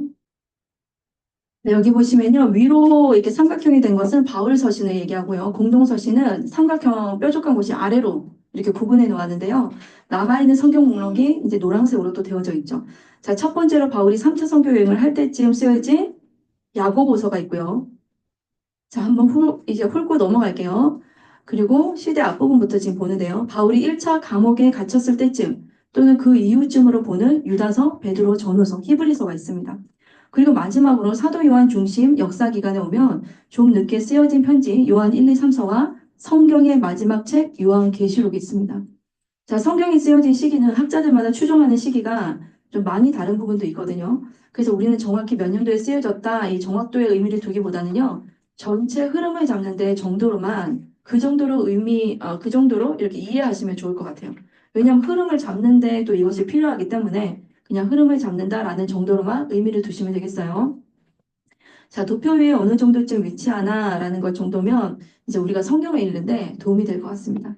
자, 이 성경 이 연대는요, 성경에서는요, 주로 박형룡 박사의 신약 개관에 따른 연대를 중심으로 정의를 했어요. 그래서 그렇게 알고 계시면 되겠습니다. 자, 다 정리해 보셨나요? 네. 자, 그러면요, 2번 넘어가 보도록 하겠습니다. 자, 공동서신 공부하기. 자, 양갈로 1번, 양갈로 2번으로 한번 나눠서 할 건데요. 자, 공동서신 공부하기. 양갈로 1번. 야고보서, 유다서, 베드로, 전후서, 요한 1, 2, 3서, 히브리서 편지들을 보는 관점이 있어요. 자, 바울이 선교하는 동안에 예루살렘 교회 리더십도 계속 활동 중이다라는 거죠. 자, 우리가 먼저 생각해야 봐야 될 것이 무엇이냐면요. 도표를 보면 요한의 편지를 제외한 공동서신들의 기간이 어떻습니까? 바울이 활동했던 시기와 비슷하다라는 것을 알 수가 있어요. 즉 바울이 3차 선교 활동을 하던 즈음부터 공동서신이 기록되기 시작했다라는 것을 알 수가 있다는 거죠. 자, 그 시기에 이 사람들도 활동하고 있었다라는 것을 알 수 있겠죠. 자, 우리가 사도행전 13장 이후 뒤쪽으로는 바울을 포커스를 맞춰서 봤지만 나머지 예루살렘에서 활동했던 리더들도 그냥 갑자기 멈춰 있었던 것이 아니라 계속 활동하고 있었다라는 거예요. 자, 바울 중심의 이방 선교를 공부하다 보니까 나머지 사람들이 잘 보이지 않았어요. 그러나 그들도 사라지거나 사역이 멈춰진 것이 아니라 다른 곳에서 사역을 하면서 그들도 필요에 따라서 편지나 서신도 쓰게 되었다는 거죠. 그 편지들을 우리가 묶어서 그 이름을 공동서신이라고 부르는 것입니다. 자, 한쪽에선 바울이, 한쪽에선 공동서신을 쓴 이분들이 활동을 했다라는 것이죠. 자, 공동서신의 저자들은 그러면 누구누구인가요? 베드로, 요한, 또 예수님의 동생들, 야고보, 유다. 이 네 사람이라는 거예요. 자, 누구누구라고요? 베드로, 요한, 예수님의 동생들, 야고보, 유다. 요 네 사람이에요. 자, 172페이지 넘어갈게요. 그럼 그들의 활동을 어떻게 추적할 수 있을까라는 거예요. 자, 여기서 다시 역추적해 올라가서 스데반의 순교 현장을 우리가 생각을 해보면요. 스데반 순교를 공부할 때 통합적으로 보는 안목이 있어야 된다고 했었죠. 스데반 순교의 결과를 통합하라는 우리가 항목에서 이렇게 정리를 했어요. 자, 스데반 순교 이후에 몇 파로 퍼지게 되나요? 자, 3파로 퍼지면서 이것이 만파로 퍼지게 되죠. 자, 빌립 집사는 어느 쪽으로? 사마리아 쪽으로. 자, 바울은 담메색에서 예수님을 만나고 아라비아 다소로 갔다가 수리아 안디옥 쪽으로, 그리고 베드로는 루타, 요파, 가이사라로 여행하면서 고넬료 사건까지 이어지는 사역을 하느라 예루살렘을 떠났지만 예루살렘 총회쯤에는 돌아오게 되죠. 그리고 그 후에 수리아 안디옥에 나타났었잖아요. 그래서 그때 외식한다 그러면서 바울이 막 뭐라고 했던 적 있죠? 자, 그렇게 나타났었고요. 또 고린도 교회에서 아볼로가 돌아왔다 했을 때 파당 갈등 때문에 그때 어떤 파가 있었죠? 베드로의 괴마파가 있었잖아요. 자, 그거는요, 베드로가 고린도에도 있었다라는 얘기죠. 자, 그리고 베드로가 본도, 갈라디아, 아시아, 갑바도기아, 그리고 비두니아에 흩어져 사는 성도들을 의식하며 쓴 편지만 봐도 알 수가 있어요. 자, 그 사람들까지 다 생각하면서 편지를 쓴 거 보면 베드로도 계속 활동을 하고 있었다라는 것을 알 수가 있죠. 자, 바울뿐 아니라 베드로도 열방에 흩어진 유대인들과 교제했을 거라고 보는 거죠. 그의 활동이 예루살렘에만 국한되지 않았다라는 것을 알 수 있는 대목이에요. 야고보도 예루살렘 총회 때 요직에서 중요한 결정을 내리는 모습, 그리고 자기 계열의 제자들을 거느리고 있었던 것만 봐도 활동을 짐작할 수 있어요. 자, 이 장면이요. 갈라디아서 2장 12절에도 있습니다. 사도 요한이 마지막 사도로 남아 에베소에서 활동했던 것만 봐도 예루살렘 지도자가 열방에서도 활동했음을 여러 각도에서 알 수가 있다는 거죠. 자, 그러면요. 결국 예수님의 유언을 이뤄낸 제자들 보시면요. 바울과 베드로, 요한, 야고보, 유다. 자, 이 성경 저자들의 활동은요. 예수님의 유언이 이루어졌다라는 것을 증명하고 있다는 거예요. 자, 사도행전 1장 8절에 보시면 오직 성령이 너에게 임하시면 너희가 권능을 받고 예루살렘과 온 유대와 사마리아 땅끝까지 이르러 내 증인이 되리라고 하신 말씀이 여러분 떠오르시죠? 자, 예수님의 제자 베드로, 요한이 그리고 예수님의 동생 야고보, 유다가 사도행전 1장 6절에서 질문했던 하나님의 나라의 완성이 언제쯤입니까? 라고 물었잖아요. 자, 이것을 이루는 주자들이 되고 말았다는 거예요. 그 약속은 이루어졌고 그들은 해내고 말았다는 거예요. 한쪽에서는 바울이 해냈고 그러는 동안에 한쪽에서는 베드로, 요한, 야고보, 유다가 하나님의 나라를 이루어 나갔다는 거예요. 여러분 이해되셨죠? 그림이 그려지시죠? 자, 사도행전 1장 6절에 질문했던 하나님 나라 완성 거기로 향해 달려온 것이 분명하다는 거예요. 그들이 하나님의 나라를 이루어낸 그 결과가 13권의 바울 서신과 공동서신으로 또 나타난 거죠. 이해되셨죠?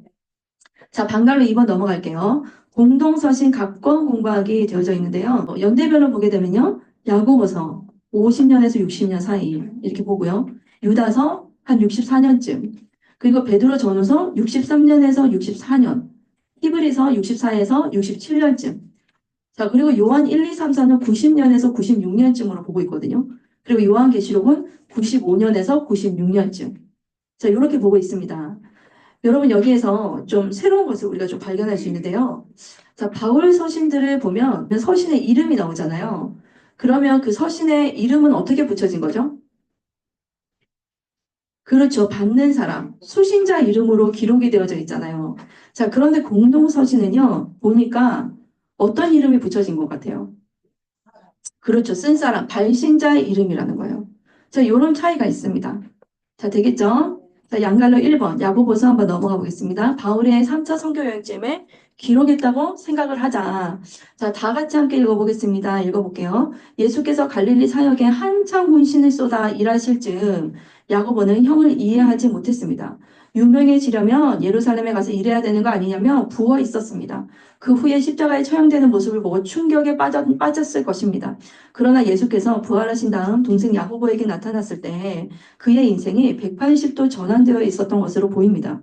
예수 승천을 목격하고 다락방에 모여 오로지 기도에 힘쓰며 예수 진리의 의미를 이해하기 시작합니다. 성령 강림 이후에 예루살렘 초대교회에서 베드로, 사도 요한과 함께 기둥같이 쓰임받은 리더가 됩니다. 야고보는 어떤 믿음, 어떤 신앙, 어떤 생각, 어떤 관심을 갖고 사역했는지 그의 편지를 보면 눈치챌 수 있다는 거예요. 초대 예루살렘 교회에서 어떤 설교를 주로 했는지 그의 메시지를 들을 수 있습니다. 자, 야고보를 만나 봅시다. 야고보서라는 책보다는 야고보라는 사람이 먼저 그려봐야 그 책도 보인다는 것이죠. 자, 이렇게 야고보도요, 변화되어져 왔다는 거예요. 그죠? 자, 173페이지 볼게요. 야고보서는 세계 여러 나라에 흩어져 있는 12지파에게 보내는 편지이다. 자, 흩어진 유대 그리스도인들에게 보낸 서신이다라고 합니다. 그리고 어떤 또 신학자들은 이렇게 표현을 해요. 야고보가 예루살렘 교회에서 목회할 때 있었던 그 형제 자매들이다라고 표현을 하기도 합니다. 자, 이제는 사방으로 다 그들이요, 그 흩어진 거예요. 그래서 더 이상 함께할 수 없는 상황에서 그들이 여러 문제에 직면해 있다는 소식을 듣고 쓴 편지이다라고도 이야기를 합니다. 자, 율법을 지켜야 한다. 지금 보니까 야고보서 내용이 보니까 행함으로 의롭다함을 받는다라는 주장을 합니다. 자, 이게 대체 무슨 말이야? 아직도 계속 그러는 거야? 이렇게 우리가 생각할 수 있잖아요. 자, 그는 믿음으로 구원받는다는 바울 신학을 의식하고 있었어요. 바울이 아브라함을 예로 설명하는 논지도 잘 이해하고 있는 야고보입니다. 우리는 이 두 가지 메시지가 다 필요하죠. 자, 무슨 말이냐면요. 사도 바울은요, 구원을 얻으려면 율법을 지켜야만 한다는 유대교의 주장을 향해서 오직 믿음을 주장하고 있는 반면에, 여기까지 이해되셨죠? 네. 자, 야고보 사도는 구원받는 자들이 지나치게 실천이나 행함을 무시하여서 믿음을 단지 교리로 인정하는 정도로 생각하고 삶과 행위가 비신자들보다 못한 모습으로 전락해가는 모습에 대해서 말하고 있다는 거예요.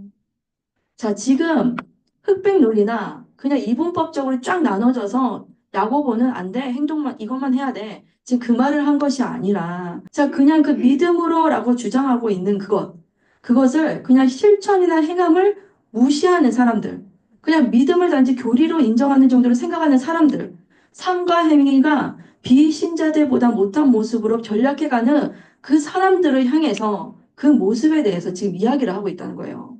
자, 다시 말하면요. 열매도 없고 행동도 없는 그리스도인, 소위 무늬만 그리스도인인 사람들을 염두에 두고 말하는 거예요. 결국 사도 바울과 야고보 주장은요, 서로 상반된 것이 아니라 보완적 역할을 하고 있다는 거예요. 왜냐? 이 두 개가 다 있어야 되기 때문이에요. 믿습니다 하고 행동은 밖에 사람들하고 똑같아요. 이게 뭐냐는 거죠. 자, 그래서 얘는 왜 이렇게 얘기하고 얘는 이렇게 얘기해. 이것이 아니라 상호 보완적 역할을 한다는 거죠. 자, 그래서요, 종교개혁 시대가 지나고 새롭게 개혁되었던 그 존 웨슬레 시대에 보면요, 교회가 생명력을 막 잃어갔어요. 그때 어떤 것을 이야기를 하냐면 행함에 대해서 강조를 둔 야고보서에 대해서 막 묵상이 일어나기 시작하거든요. 생명력을 막 잃었다는 것은 생각만 하고 행동은 전혀 없고 열매도 전혀 없는 걸 얘기하는 거잖아요. 그래서 그때에 야고보서를 막 묵상한 것처럼 야고보서는 그런 내용이라는 거예요. 자, 아주 구체적인 내면 생활에 지침을 주고 있죠. 자, 믿음으로 구원을 받았다면 어떻게 될까요? 나 믿습니다 하고 그냥 이전 이대로 가는 것이 아니라 신분이 바뀌었으면 신분에 걸맞는 삶을 사는 것이어야 된다라는 것을 말하고 있다는 거예요.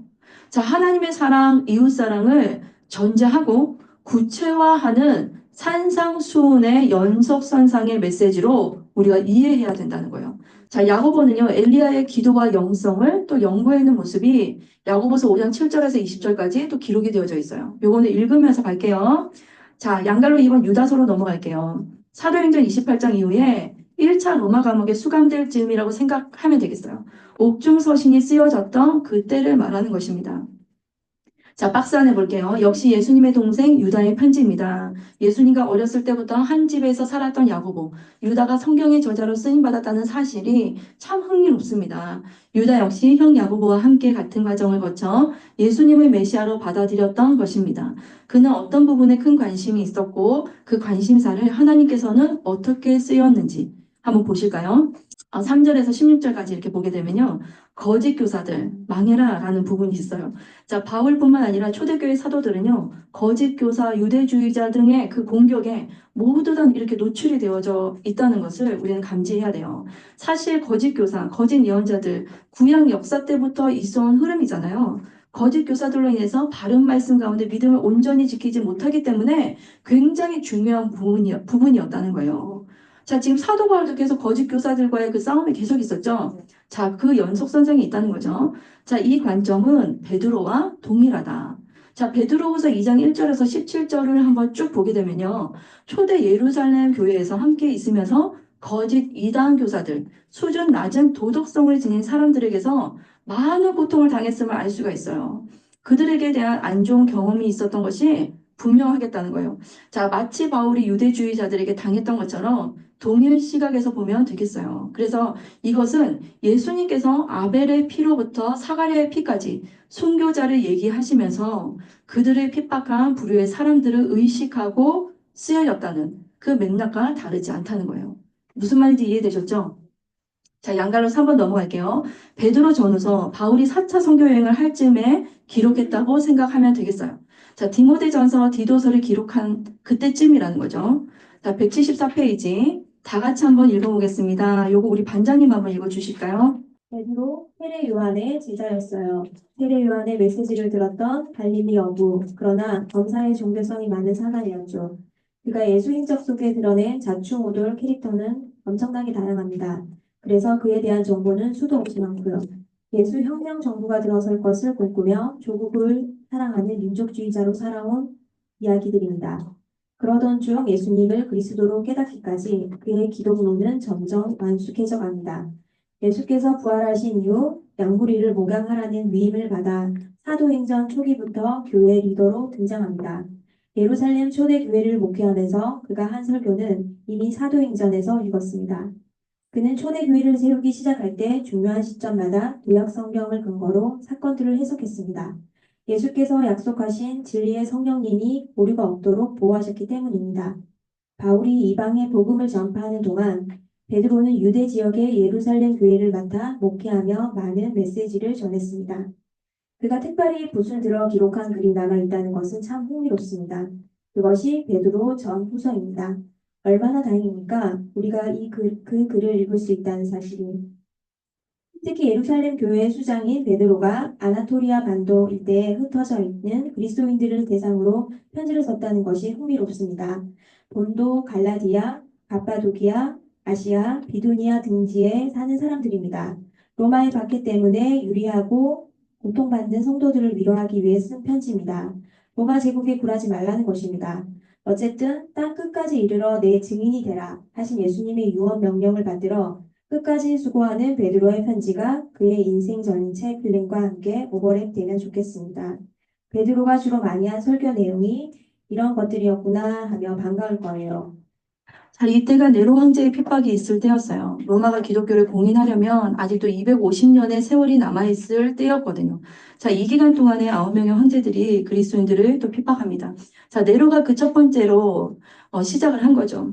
자, 이렇게 당시에 유리하고 고통받는 성도들을 위로하기 위해서 쓴 편지가 바로 베드로 전후서입니다.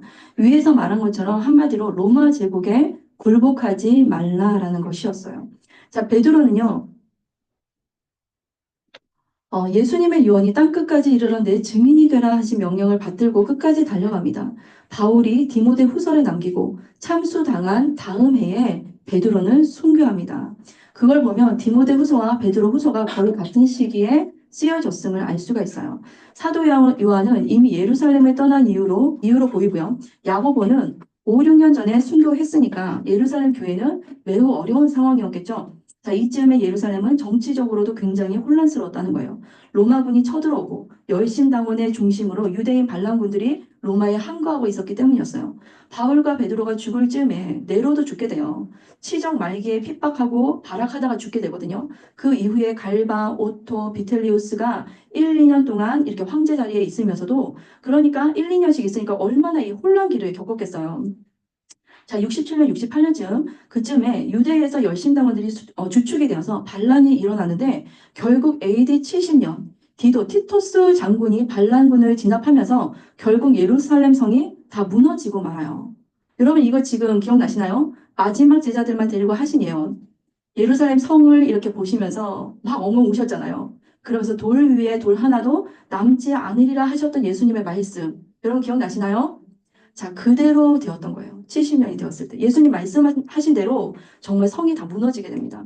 자, 사내들인 공의회도 무너지고 헤롯 가문도 끝이 나고 결국 유대 땅은요, 로마 세상이 되고 말아요.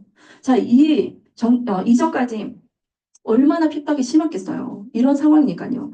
그러한 배경을 가지고 베드로가 어떤 심정이었을까 이렇게 생각하면 좀 다르게 느껴진다는 거예요. 막 거의 막 전쟁통이고 열심당원들은 막 무기를 들고 막 그러니 시시때때로 막 진압이 되고 막 이런 난리통에 있었다는 거예요. 자, 베드로후서 한번 보도록 하겠습니다. 예수의 죽으심과 부활하심을 믿음으로 영혼 구원을 받으라. 자, 캐리그마 복음이라고 합니다. 자, 베드로가요, 예수 부활은 그에게는 사실적 사건이자 경험이었죠. 왜요? 실제로 겪은 일이었잖아요. 자, 우리도 이것을 경험되어지는 실제가 되어야 된다는 거죠. 글자가 아니라. 자, 부활은 고난을 이길 원동력일 수밖에 없다는 거예요. 그러면서 우리의 믿음의 목표는 결국엔 영혼 구원에 있다고 정리하고 있어요. 칼을 들고 예수님의 나라를 이루려고 했던 30년 전과 비교해보면 이제 베드로의 메시지는 예수께서 가르치시려고 하는 복음의 본질 원형에 가까워진 것을 볼 수 있다는 거죠. 자, 그러므로 거룩하게 살아라, 순종해라, 디답게 생활, 순종에 대해서 얘기를 합니다. 바울의 논리와 동일해요. 로마서에서 1장에서 5장 복음을 설명하고 그 이후에 생활을 강조한 것과 동일하다는 거예요. 로마서 6장에 있는 것처럼 구체적인 지침을 주게 됩니다. 이렇게 살아가면 고난을 당하게 되죠. 그러니 또한 고난을 이겨내라, 참아라 라고 얘기하는 거죠. 초대교회는요, 고난의 용광로였다는 거예요. 이 삶의 현장에서 참아내야 하는 것은 덕목이었어요. 그럼에도 불구하고 리더십은 양떼를 목양하라. 자, 이렇게 고난의 용광로에 있지만 그럼에도 불구하고 리더십은 어떻게 해요? 양떼들을 목양해야 된다라는 얘기를 하고 있어요. 부활 이후에 갈릴리 호수에 찾아오셨던 예수님의 유언이죠. 내 양을 치라라는 말씀이죠. 또한 바울의 목회 서신 내용과 다를 바가 없어요. 디모데를 키우고 디도를 키우는 선배 역할입니다. 이렇게 해서 복음이 계속 전파되어 온 것이죠. 자, 여러분, 우리도요, 교회에서 나 하나만이 머무는 신앙이 되면 안 된다는 거예요. 나를 세우고 그 어떠한 고난 속에서도 나를 세워가야 되고 이겨내야 되고 참아야 되고 그리고 더 나아가서 복음을 전하는 사명을 감당해야 된다는 거예요. 그 말씀을 하는 거죠. 자, 베드로보서. 지금 베드로가 어떤 상황에 있어요? 너무나도 핍박에 있고 어디 한 군데 안정된 데는 아무것도 없는 그 상황 속에서 지금 이 말씀을 하고 있다는 거예요. 여러분 그것이 지금 연상되어야지만 베드로의 그 심정이 더 잘 느껴진다는 거죠. 자, 베드로 후서를 한번 보십시오. 베드로의 죽음이 임박한 즈음의 글이다라는 거죠. 바울의 그 디모데후서와 비슷한 냄새가 납니다. 죽음의 그림자가 길게 드리워진 때였어요. 베드로의 유언이라고 해도 될 거라는 거죠. 세월의 제일 마지막에 남긴 글이기 때문이에요. 그가 죽음쯤에 어떤 것들을 생각하고 있었을까? 자, 보니까요. 베드로후서 1장 3절에서 15절에 보니까 이어서 성화에 대해서 이야기하고 있다는 거예요. 마치 바울이요. 로마서 8장에서 성화를 논하듯이 한 사람의 구원의 완숙함을 추구하라라는 장면을 얘기하고 있다는 거예요. 우리는 계속 어떻게 해요? 머무는 신앙이 되면 안 되고 점점 성화되어져 가야 된다. 점점 예수를 닮아가야 된다. 무엇을 닮는가? 성품을 점점 닮아가야 된다. 이것을 지금 얘기하는 거예요. 자, 죽기 전에 유언처럼 내는데 여러분 모두가 예수님의 그리스도의 장성한 분량, 예수 그리스도의 성품을 닮아가셔야 됩니다. 지금 변화되어야 됩니다. 그 얘기를 하는 거예요. 교회 안에는 여러 가지의 많은 문제들이 일어나게 되어 있어요. 자, 서로 다 성숙하지 않고 미성숙하고 단계가 다 다르기 때문이에요. 그러니 막 부딪혀요. 그러니까 어떤 사람은 참는가 하면 어떤 사람들은 막 얘기를 해야 되는 거예요. 어떤 사람은 가서 막 꼬집어야 되는 거예요. 이렇게 다 섞여 있는 거예요. 그런데 이러한 일 가운데 어떻게 하라고요? 무엇을 선택하라고요? 성화됨을 선택하라는 거예요. 내가 변화되는 장으로 있으라는 거예요. 그러면 어떻게 해요? 많은 선진들처럼 참고 고난을 이겨내고 말씀으로 나를 덮으며 다스림을 받으며 날마다 자라가라라는 거예요. 자, 이해되셨죠? 자, 그러면서 재림을 기다린다는 거예요. 자, 우리는 날마다 주를 닮기 위해서 살아가면서 개인적인 종말을 포함한 재림을 기다려야 된다라는 거죠. 자, 베드로는요, 변화산 사건을 기억했을 거예요. 베드로, 요한, 야고보가 마태복음 17장에서 변화산에서 경험했던 그 광경을 떠올리면서 예수님의 영광 가운데 재림하실 것을 기다리는 거예요. 보고 싶은 예수님, 예수님을 보고 싶은 우리가 다 돼야 된다는 거예요. 자, 노정 베드로가요, 예수님의 그 영광스러운 재림을 여기서 애타게 기다린다는 것을 발견할 수가 있어요. 자, 그러면서 자, 베드로후서 2장에 보니까 거짓 교사들, 이단들을 경계한다라는 거죠. 이 부분은 유다서와 동일합니다. 이 당시 초대교회에서는 이단들에 대해서는 이런 메시지가 전해진 것 같아요. 그래서 말세에도 이렇게 이단들이 늘 있었던 것을 경고한다는 거죠. 자, 베드로의 그 요한계시록적 이해가 베드로 후서에 기록이 되어져 있는데요. 이사야도 스가랴도 에스겔도 영원한 하나님의 나라의 완성을 바라보았죠. 여기 베드로도요, 동일하게 새 하늘과 새 땅을 기다리고 있다는 거예요. 예수님의 재림을 기다리다가 자기의 종말을 받아들인 것 같아요. 자, 사도 요한이 앞으로 한 30년 뒤에 새 하늘과 새 땅을 계시로 실제로 받게 되잖아요. 자, 그런데 여기서 이제 자신의 종말을, 예수님의 재림을 막 기다리면서 자신의 종말을 맞이한 거죠. 자, 바울과 신학적으로 교류하고 있었던 베드로. 베드로후서 3장 16절을 보게 되면요. 또 그 모든 편지에도 이런 일이 관나요? 말하였으되 그 중에 알기 어려운 것이 더러 있으나, 자, 알기 어려운 것이 더러 있었대요. 무식한 자들과 굳세지 못한 자들이 다른 성경과 같이 그것도 억지로 풀다가 스스로 멸망에 이르느니라. 자, 베드로도요, 바울의 가르침에 대해서 어려워했던 부분이 있었던 것 같아요. 그런데 억지로 풀어가지고 막 같이 멸망하는 거, 그거 하지 마라 라고 얘기하는 거죠. 자, 양갈로 4번 넘어갈게요. 히브리서. 자, AD 70년경이라고 보고 있어요. 이 유명한 예루살렘 멸망이라는 역사를 중심에 놓고 그 이전일지 그 이후일지 모르는 한 권의 편지가 있습니다. 그것이 바로 히브리서라는 거예요. 우리 반장님 한번 읽어주실까요? 누가 썼는지 알 수 없는 논문 형식의 편지입니다.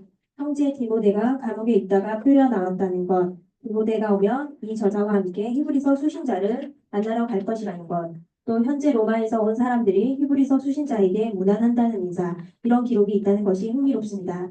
내용은 한마디로 이렇습니다. 예수님은 제물로 나타나신 그리스도라는 사실을 알아야 한다. 구약 전체 역사 속에서 행해왔던 모든 제사를 완성한 제물이다라는 사실입니다. 한마디로 바울의 논지와 동일합니다. 그래서 히브리서도 바울이 쓴 논문적 편지가 아니겠나 추측합니다. 그럼에도 불구하고 바울이 다른 편지에서 늘 하듯이 저자를 밝힌다든가 수치인의 이름을 쓴다든가 하지 않았으니까 바울이 쓰지 않았을 거야 그렇게 말하는 사람들도 많습니다. 여하튼 아주 격조 높은 문체로 논문처럼 기록된 것도 특이하고 그 내용 역시 예수 그리스도의 사역의 본질적인 역할에 대해서 구약을 참고 자료로 쓰면서 논증하기 때문에 독특한 책입니다. 실제 역사 속에서 일어난 예수 사건 그 이후 시간이 지나면서 해석이 필요했던 것이지요. 사실은 바울도 로마서에서 예수 사건을 논문으로 정리했고 요한도 그 작업을 한 셈이고 여기 히브리서 지도자도 구약의 제사 인리에 대해 깊이 알고 있는 학자로서 예수는 그리스도라는 질감 있게 주장하고 있습니다. 어쨌든 AD 80에서 90년경 성도들에게 어떻게 예수를 전했는지 보여주는 좋은 교재였음이 분명합니다. 늘 전해지던 말씀이 기록으로 남는 것이니까요. 그 당시 성도들이 배웠던 예수 어떤 내용인지 봅시다. 자, 히브리서는 아주 중요한 그리스도론 기독론의 보고입니다. 특히 유대인의 의식과 옷은 예수님 승천 이후에 수십 년이 지나서 예수를 믿게 된 성도들에게 예수군은 누구인가에 대한 대답을 하고 있다는 거예요. 한마디로 예수님은 대제사장으로서 제사를 완성한 영원한 제물이다라고 대답을 합니다. 예수님은 하나님의 보좌 우편에 앉은 자로 천사와 모세 위에 뛰어난 하나님의 아들 그리스도다라고 1장에서 3장까지 말하고 있죠. 예수께서 구약 성경을 들어서 자증하신 논리가 그대로 히브리서 저자에게까지 이어졌음을 볼 수 있는 장면이에요. 더 풍성하게 발전되어져 있습니다. 그리고 나서 3장에서 4장을 보게 되면요. 말씀이 나타날 때 완고하게 하지 마라. 그들은 안식에 들어가지 못한다. 굉장히 깊은 말인데요. 말씀 안에 완전히 들어가 있을 때 우리가 상황이 어떤 어려움일지라도 안식에 들어갈 수 있잖아요. 그 주님 안에 깊이 거할 때 우리는 안전함을 누리고 평안함을 누리죠. 자, 거기에 대해서 쭉 한번 이야기를 하고 있어요.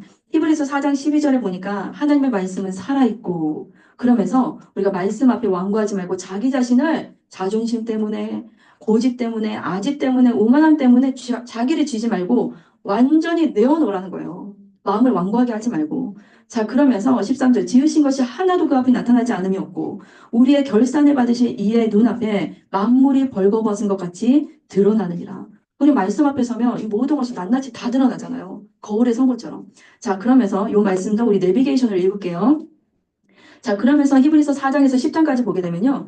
예수님은 하나님의 아들이요. 영원한 대제사장이심으로 완전한 제사를 이루신다. 자, 예수님이야말로 영원한 대제사장임을 논증합니다. 이분이야말로 완전한 제사를 드리는 새 언약의 중보자이심을 말씀하고 있어요. 그래서 예수님을 통해서만이 가능하다라는 거죠. 그죠?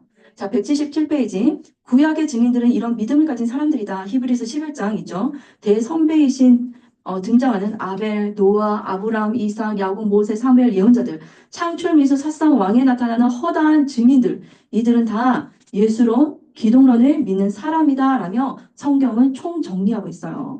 그래서 어떤 순간에도 주님을 선택했고 이런 것들을 쫙 나열을 하잖아요. 자, 그러므로 히브리서 12장 13절을 보니까 13장에 보니까 그러므로 우리도 구약의 허다한 증인들에게 둘러싸여 있으니 죄를 벗어버리고 믿음의 주여 온전케 하시는 이인 예수를 바라보자. 자, 예수 그리스도 즉 캐리그마 복음의 본질을 깨닫는 우리들은 어떻게 살아가야 할까? 초대교회 당시 여전히 로마 통치하에 고난이 있었잖아요. 이 가운데서 보좌 우편에 앉으실 예수를 생각하고 참자. 믿음의 창시자이신 예수님, 믿음을 온전케 하시는 그 예수님을 늘 바라보면서 우리는 하늘의 예루살렘 거룩한 시온 성으로 나아가자는 거예요. 자, 요한계시록 4장 5장에 예수 그리스도의 잔치 자리까지 나가자는 거예요.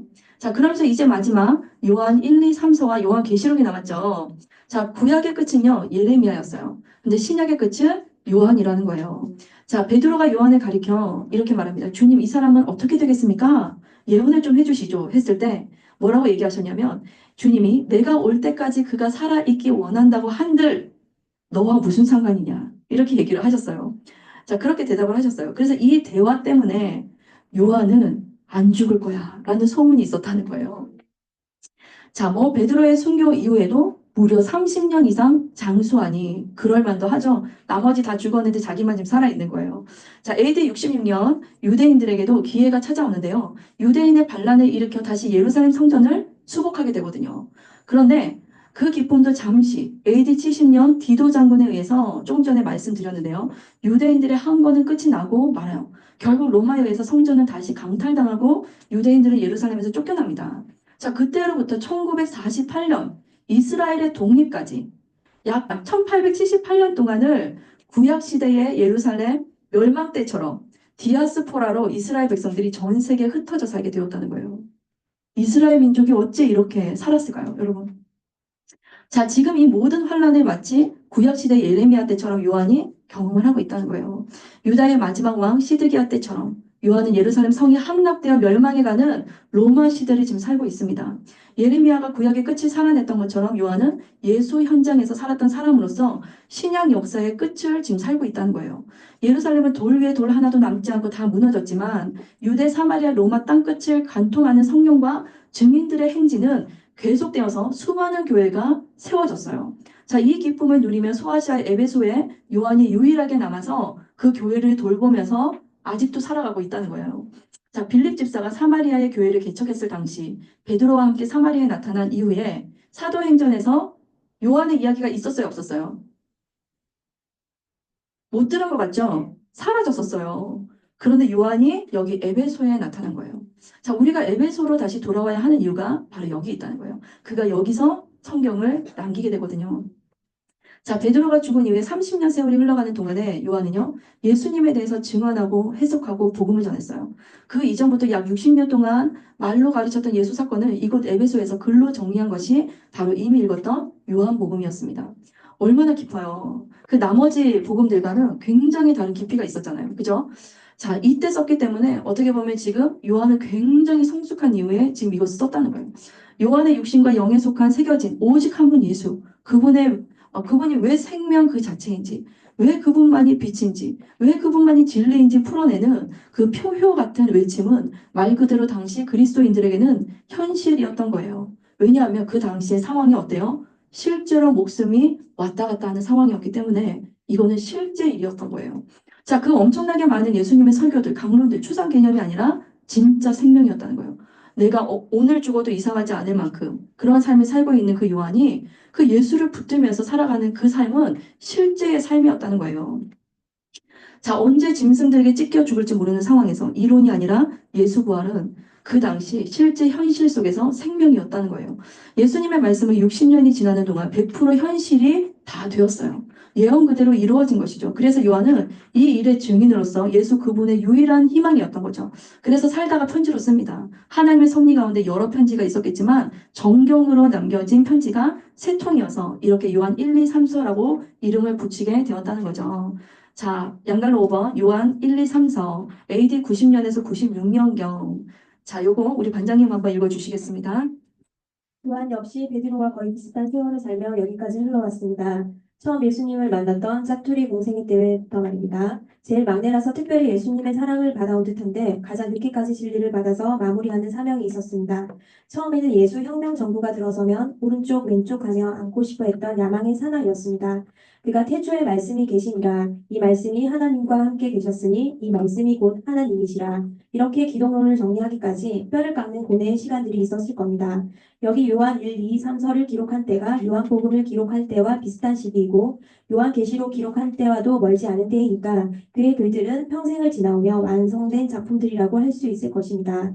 그래서 그의 글들은 고난을 머금은 빙하로 있다가 녹아내린 심오한 코발트색 물처럼 신비로운 것 같습니다.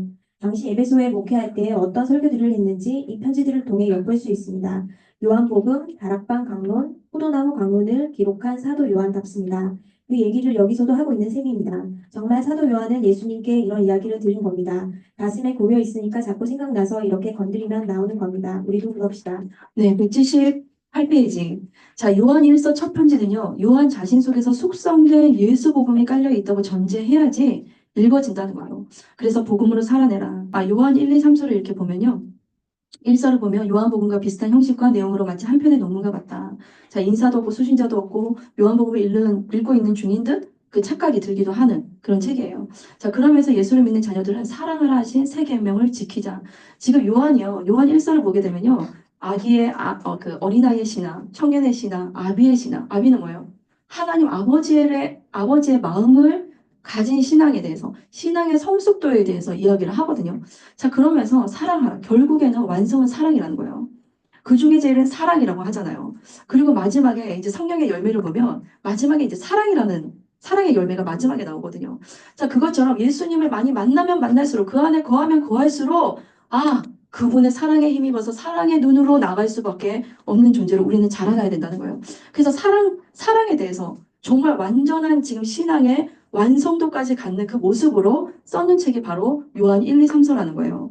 자, 여러분 이거는요, 내비게이션을 통해서 여러분 또 내용을 정리하시기 바랍니다. 자, 3번 넘어가 보겠습니다. 성경의 모든 내용을 총 정리하는 요한계시록. 자, 반갈로 1, 2, 3호로 정리하겠는데요. 요한이 언제 이렇게 계시를 받았을까? 그리고 두 번째는 요한에게 이 계시를 주려고 계획하신 하나님께 감사하자. 계시의 최종 완성 지점이다. 그리고 세 번째는 요한계시록의 내용. 해석하기보다는 보이는 대로 그냥 보자라는 거죠. 자, 요거 우리 반장님께서 박스 안에 글 읽어주시겠습니다. 구약 이야기 까마득하세요. 만물을 창조하신 하나님이 사람을 창조하셨습니다. 사람들은 공동체로 살아가면서 하나님의 왕권, 창조주 되심을 영광해내야 할 사명이 있었습니다.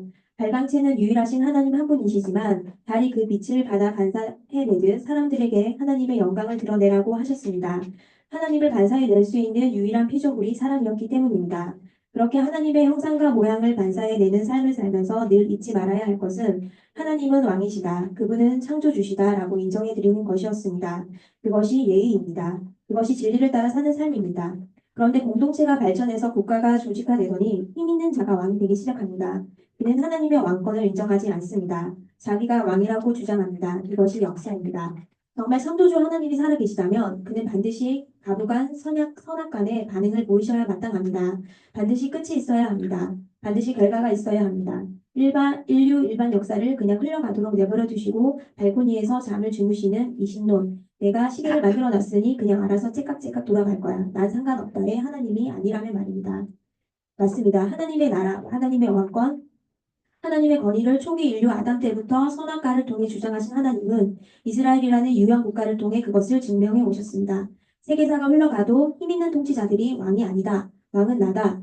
우리는 이 이야기를 지금까지 공부하고 있었습니다.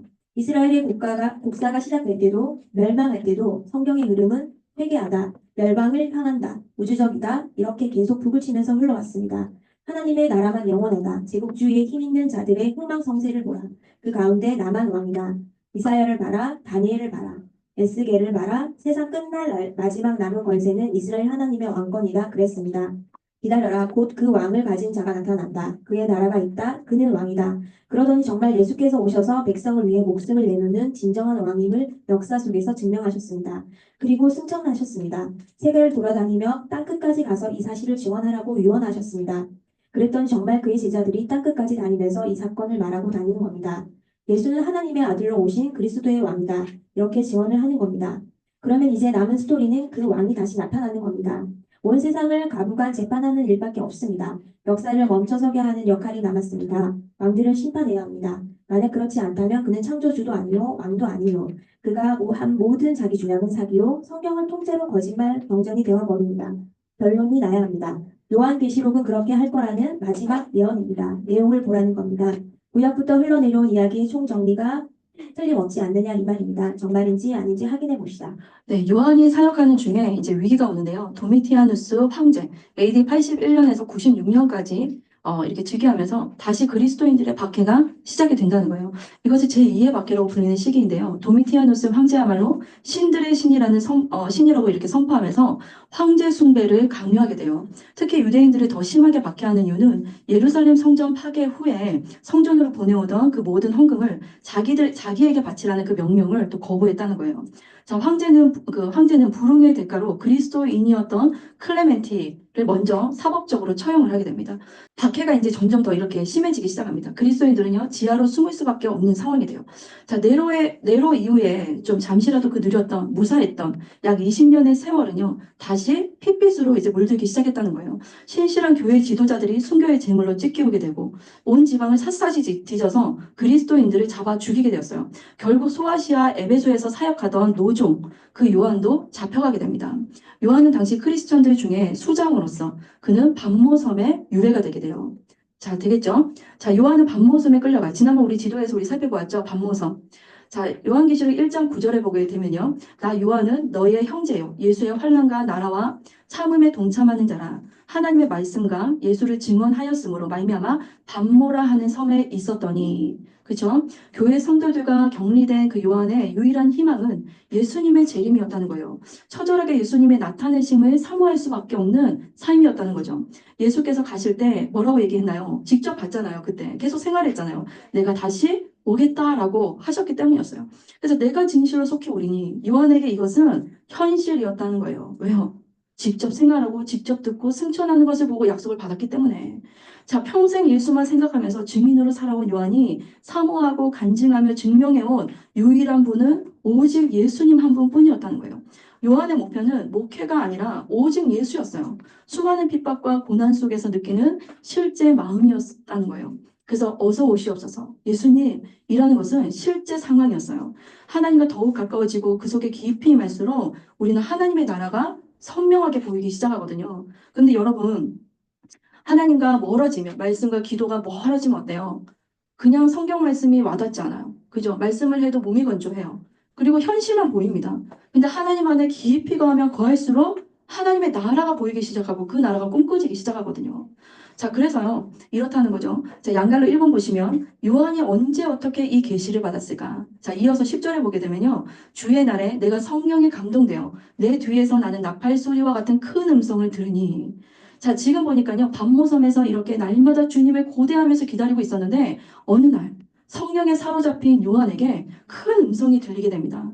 사모하는 그 예수님이 나타나신 거였어요. 자, 양갈로 2번 넘어갈게요. 요한에게 이 계시를 주려고 계획하신 하나님께 감사하다. 자, 언제 어떻게 만났는지 여러분 이해되시죠? 자, 예수님이 이렇게 요한에게 음성으로 다가오셨다는 거죠. 자, 요한에게 이 계시를 주시려고 계획하신 하나님께 감사하다. 계시의 최종 완성 지점이라는 거예요.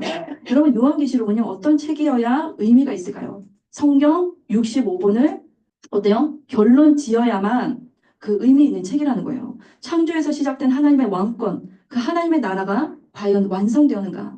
엘리야, 하바국의 질문 여러분 기억나십니까? 하나님은 살아계신데, 하나님은 참 왕이신데, 왜 바알과 아세라와 세상 나라 정권이 무너지지 않고 그들을 왜 왕노릇합니까? 라는 질문이었잖아요.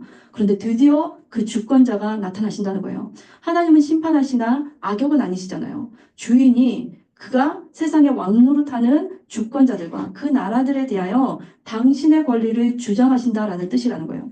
자, 이 심판은요, 하나님과 어린 양의 보좌에서 계시록 4장 5장에서 최종 거행된다는 것이죠. 심판과 구원, 이 패턴이 계속 반복되다가 최종 완성되는 것은 바로 당신의 나라가 임하시고 하나님의 나라가 완성되는 그 지점이라는 거죠. 자, 계시록을 안 주셨으면 우리는 어땠을까요? 성경은 아직 완성되지 못했을 거예요. 1.1획도 하나님의 계시는 오류가 없습니다. 자, 사도 요한을 통해 요한 시대, 예수 시대도 완성하고 전체 역사도 마무리하고 성경은 이렇게 마무리가 된다는 거예요. 그리고 성경의 말씀대로 그때가 오면 이 모든 것이 마무리될 것이라는 거죠. 자, 방갈로서 한번 보시겠습니다. 요한계시록의 내용을 보면요. 해석하기보다는 보이는 대로 보면 된다. 박스 안에 보겠습니다. 사실 어려울 게 없습니다. 창조부터 시작된 이야기를 모르니까 어려웠지 우리처럼 구약을 처음부터 공부해온 사람들에게는 그다지 어렵지 않답니다. 우리가 알고 있는 수준에서부터 연결을 보면 그냥 술술 다 풀린답니다. 한번 볼까요? 양걸로 1번 보시면요. 전 세계로 교회가 확장되고 있을 무렵 드디어 예수께서 나타나셨다.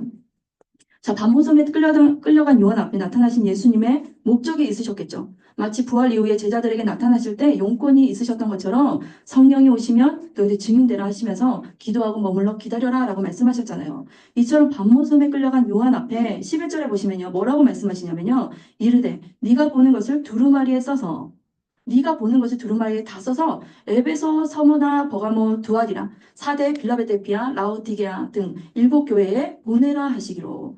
자, 네가 보는 것을 책에 기록해서 소아시아 7교회에 보내라라고 말씀하십니다. 여러분, 사복음서 이후에 예수님의 목표는 바로 교회였어요. 가이사랴 빌립보에서 뭐라고 말씀하셨죠? 이 반석 위에 내 교회를 세우리라. 자, 이 반석은 뭐예요? 그 당시에 로마 한전 신전이 있던 곳이었잖아요. 무슨 말이에요? 음부의 권세가 이 세상에서 놀라운 이 권세를 떨치고 있는 세계 제국이 어떻게 돼요? 음부에 세계 제국이 있지만 음부의 권세가 이기지 못한다. 교회가 마침내 승리한다라는 말씀을 하셨잖아요. 자, 그동안 주님은요, 이 교회들을 다 보고 계셨던 거예요. 그러니까 7교회에 보낼 편지를 사도 요한에게 일일이 말씀하시는데, 너희들 첫사랑을 잃었다, 너희는 어땠다, 이거 말씀하시는 거 보니까 어때요? 교회에 대해서 낱낱이 다 보고 계셨다는 거예요. 그래서 시작되는 이야기가 요한계시록이라는 거예요. 자, 교회야말로 하나님의 왕권을 드러내는 공동체라는 거죠. 새 이스라엘임을 알 수가 있다는 거예요. 자, 양갈로 2번 볼게요. 자, 그렇다 그는 하나님의 보좌 우편에 앉으신 어린 양 그리스도다. 보좌 우편의 어린 양의 위치, 영광, 승기. 예수 그는 누구인가? 바로 하나님이십니다. 라는 거죠. 예수님의 마지막 화요일 당시에 신학자들을 쾌협해시킨 다윗의 예언인 하나님의 보좌 우편에 앉으신 어린 양. 여러분 기억나시죠? 자, 그 어린 양이 오셨다는 거예요. 예수 그분은 누구신가? 바로 하나님이라는 거죠. 그리고 하나님은 왕이시다라는 거예요. 죽임 당하신 어린 양은 열방과 세계와 족속과 방언에서 온 전 세계 사람들의 예배를 받으시는 바로 그 하나님이십니다라고 얘기를 해요. 예수님께서 하신 자증적 설교가 증명되는 장면이 바로 이 장면이라는 거죠. 자, 다음 페이지 넘어갈게요. 양가로 3번 보시면 그 어린 양은 심판주다, 인자다, 찌를 자도 보리라, 하나님의 영광이다. 하나님의 보좌 우편에 앉으신 예수, 그는 무슨 일을 하시는가? 라고 보니까 이제는 뭐예요? 그분의 사역은 뭐예요? 심판이라는 거예요. 그죠? 어린 양의 예수. 이때까지 계속 요한도 그렇고 심판, 모세도 심판, 유다 말기도 심판, 예언자들 심판. 그 심판이라는 단어가 최종적으로 사용됩니다. 종말론적 단어예요. 이 어린 양의 예수, 실체가 바로 무엇이었어요? 심판주였다는 거예요. 우리가 그때 바리새인들과 사두개인들에게 예수님께서 마지막에 말씀하시잖아요. 화내면서 뭐라고 얘기하시나요? 화 있을 진정. 뭐예요? 심판주로서 말씀하시는 장면이거든요. 자, 요한계시록에서 드디어 심판의 보좌에 앉으신다는 거예요. 그러니까 고통받는 도미티아누스의 그 시절, 교회 사자들이요. 그날을 바라보면서 너희들 힘을 내라 라고 지금 말씀하고 있다는 거예요. 용기를 내라 라는 거예요. 이것이 바로 요한계시록을 주신 이유였다는 거죠. 자, 양갈로 4번 보시면요. 이 그리스도께서 세상과 싸운다. 자, 여기 보니까 대환란 시대, 교회 시대 이것을 이야기를 하는데요. 자, 여기에 보면 교회의 주인이신 그리스도 어린 양이 땅을 내려다보니 교회가 로마 도미티아누스 황제로부터 엄청난 고난을 당하고 있는 거예요. 자, 바벨론과의 그 싸움인 셈이에요. 로마 황제, 도미티아누스, 그쵸? 그 핍박이 뭐죠? 바벨론 자리에 앉아있는 세계 제국의 왕권이라는 것입니다.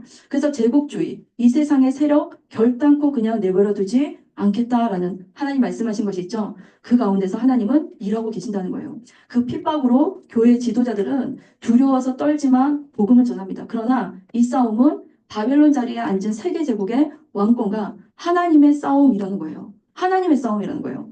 자, 양갈로 5번 보겠습니다. 그러나 로마 제국 무너지고 만다. 황제들 멸망한다. 메시아는 승리한다. 왕은 누구예요? 나다. 구약의 연속 선상입니다. 구약의 예언서 같아요. 바벨론 너 으스대지 마라. 너도 망한다. 기억나시죠?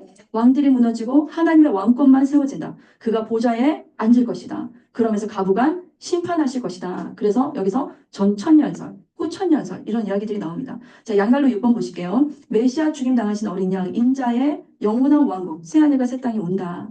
자, 여기 보시면 그 어린 양의 왕국은 영원할 것이고 그의 통치는 완전히 이루어지는 곳은 바로 새하늘과 새 땅이다. 새 예루살렘이다. 그의 보좌이다. 지금 그 얘기를 하는 거고. 자, 양갈로 7번. 자, 그러니 아멘입니다. 주여 오시옵소서. 당신을 기다립니다. 라는 것으로 요한계시록은 끝이 납니다. 이거는 내비게이션을 통해서 여러분 잘 마무리하시기 바랍니다. 다 같이 한번 읽어보겠습니다. 제가 읽을게요. 열방제국은 무너지고 죽임당하신 어린 양은 영원히 통치하시리라. 하나님은 왕이시라. 아멘. 주 예수여 어서 오시옵소서. 여기서 우리는 할 말이 없습니다. 그저 보좌 앞에 죽은 자처럼 엎드릴 수밖에요. 여러분 하나님의 나라가 있습니다. 이 나라에 올인합시다. 천국은 마치 보화가 담긴 항아리가 묻어있는 장소를 아는 사람이 모든 것을 팔아서 그 밭을 사는 것과 같다고 했습니다.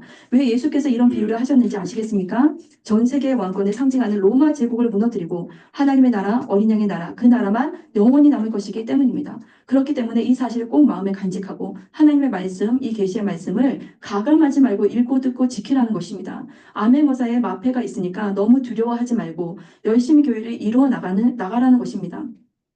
초대교회 1차 청중은 핍박받는 분들이었기 때문입니다. 그들 교회의 사자들에게 용기를 주고 싶으셨던 것입니다. 21세기 한국 사람으로 살고 있는 2차 청중인 우리 교회도 과연 이 계시록이 들리겠습니까? 읽어지겠습니까? 예수님을 전하느라 고생도 해보지 않았지, 핍박도 받아보지 않았지. 그런데 이 메시지가 이해되겠습니까? 오늘 신구약 성경 전체를 마무리하는 마지막 순간에 당신은 무슨 생각을 하십니까?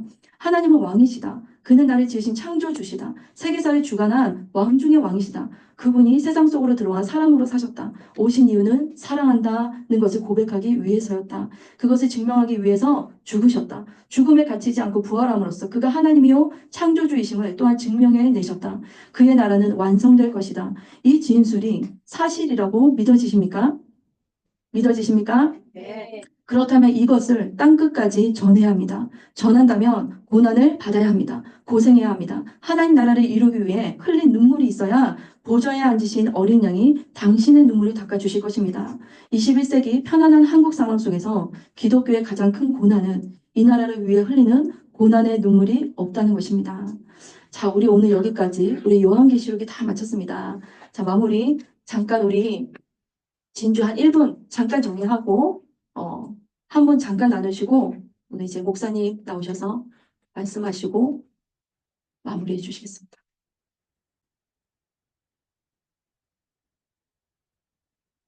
자, 누구 한 분 한번 말씀해 주실까요? 그래, 그리고 전체적인 소감 한번 우리 말씀하실게요. 우리 신약, 구약과 신약 그 엄청난 시간을 또 들여서 여기까지 왔는데요. 너무 고맙습니다.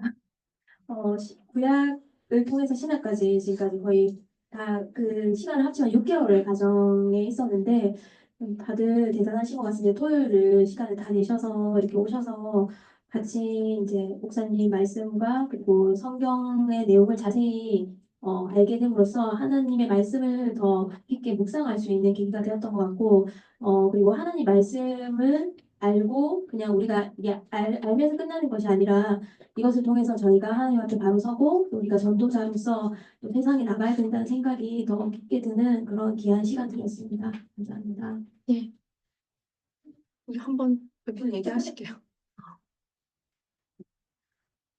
아무리 그랬는데 저는 지금 생각나는 것은 그냥 하나님은 왕이시고 왕이시다. 우리는 땅끝까지 이르러 정인이 되어야 한다. 그 구약과 신약 통해서 인간이 하나님을 믿고 따라야 하는데 인간이 계속 자기가 왕이 되려고 하는 그게 이제 신약과 구약과 신약에서 이어지는 것 같더라고요. 그래서 나 자신도 왕이 되려고 하고 있지 않는가 항상 생각하면서 나는 그냥 증인이 되어야 되는 거지 왕이 되지 말아야 되겠다 생각하게 되었습니다. 네, 좋습니다. 우리 뒤에. 처음에는 우리가 불가능하게만 느껴졌는데요.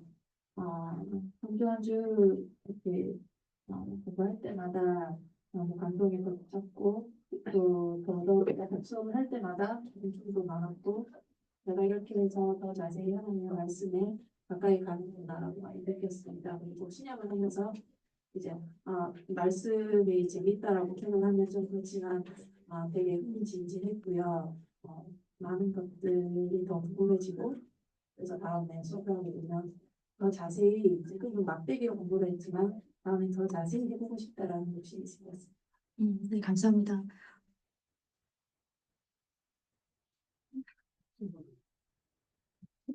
그냥 네. 저는 구약보다는 신약이 더 재밌게 느껴졌고요. 구약은 아직 좀 이해가 안 돼서 조금 한번 더 들어봐야 되겠다는 생각도 많이 들었고요. 가장 크게 얻은 진주는 그냥 이 성경책을 읽을 때 하나님과 예수님이 행하는 그 기적들 있잖아요. 그게 안 느껴졌거든요. 이제 그런 기적들이 설마 그런 일이 있었을까 하는 생각들이 많이 들었거든요. 읽으면서 그게 이제 믿어지기 시작했다는 거. 이게 가장 재밌는 것 같습니다. 감사합니다. 감사합니다. 다른 분들 자유롭게 좀 나눠주세요. 저는 하나님 감동으로 내 성경을 그렇게 묵상할 수 있는 시간이라는 것을 알고 더 많이 말씀 묵상하고 말씀 묵상한 대로 순종하는 사람이다 그런 생각을 많이 하는 시간이 많았어요. 네, 좋습니다. 저 뒤에 분들 좀 그냥 우리 권사님 한번 나눠주세요. 네. 서로 잘.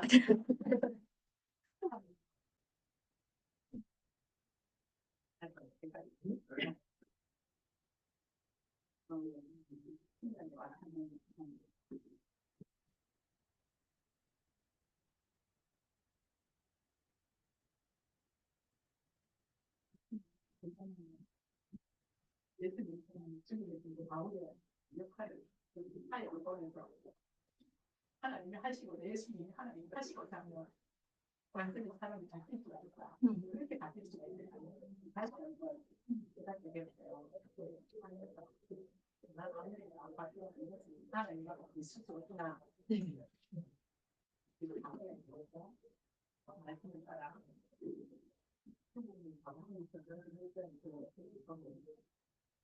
해야 되겠구나 하는 마음이 많이 들거든요. 네. 또 뭐 다른 분 말씀하고 싶은 분 계시나요? 네, 알겠습니다. 자, 그럼 우리 마지막으로 우리 한번 외칠게요. 앞으로 우리 말씀 충만합시다. 또 한 번 더 할게요. 성령 충만합시다. 우리 증인 됩시다. 네, 우리 하나님께 감사의 박수 드리겠습니다. 하나님 감사합니다.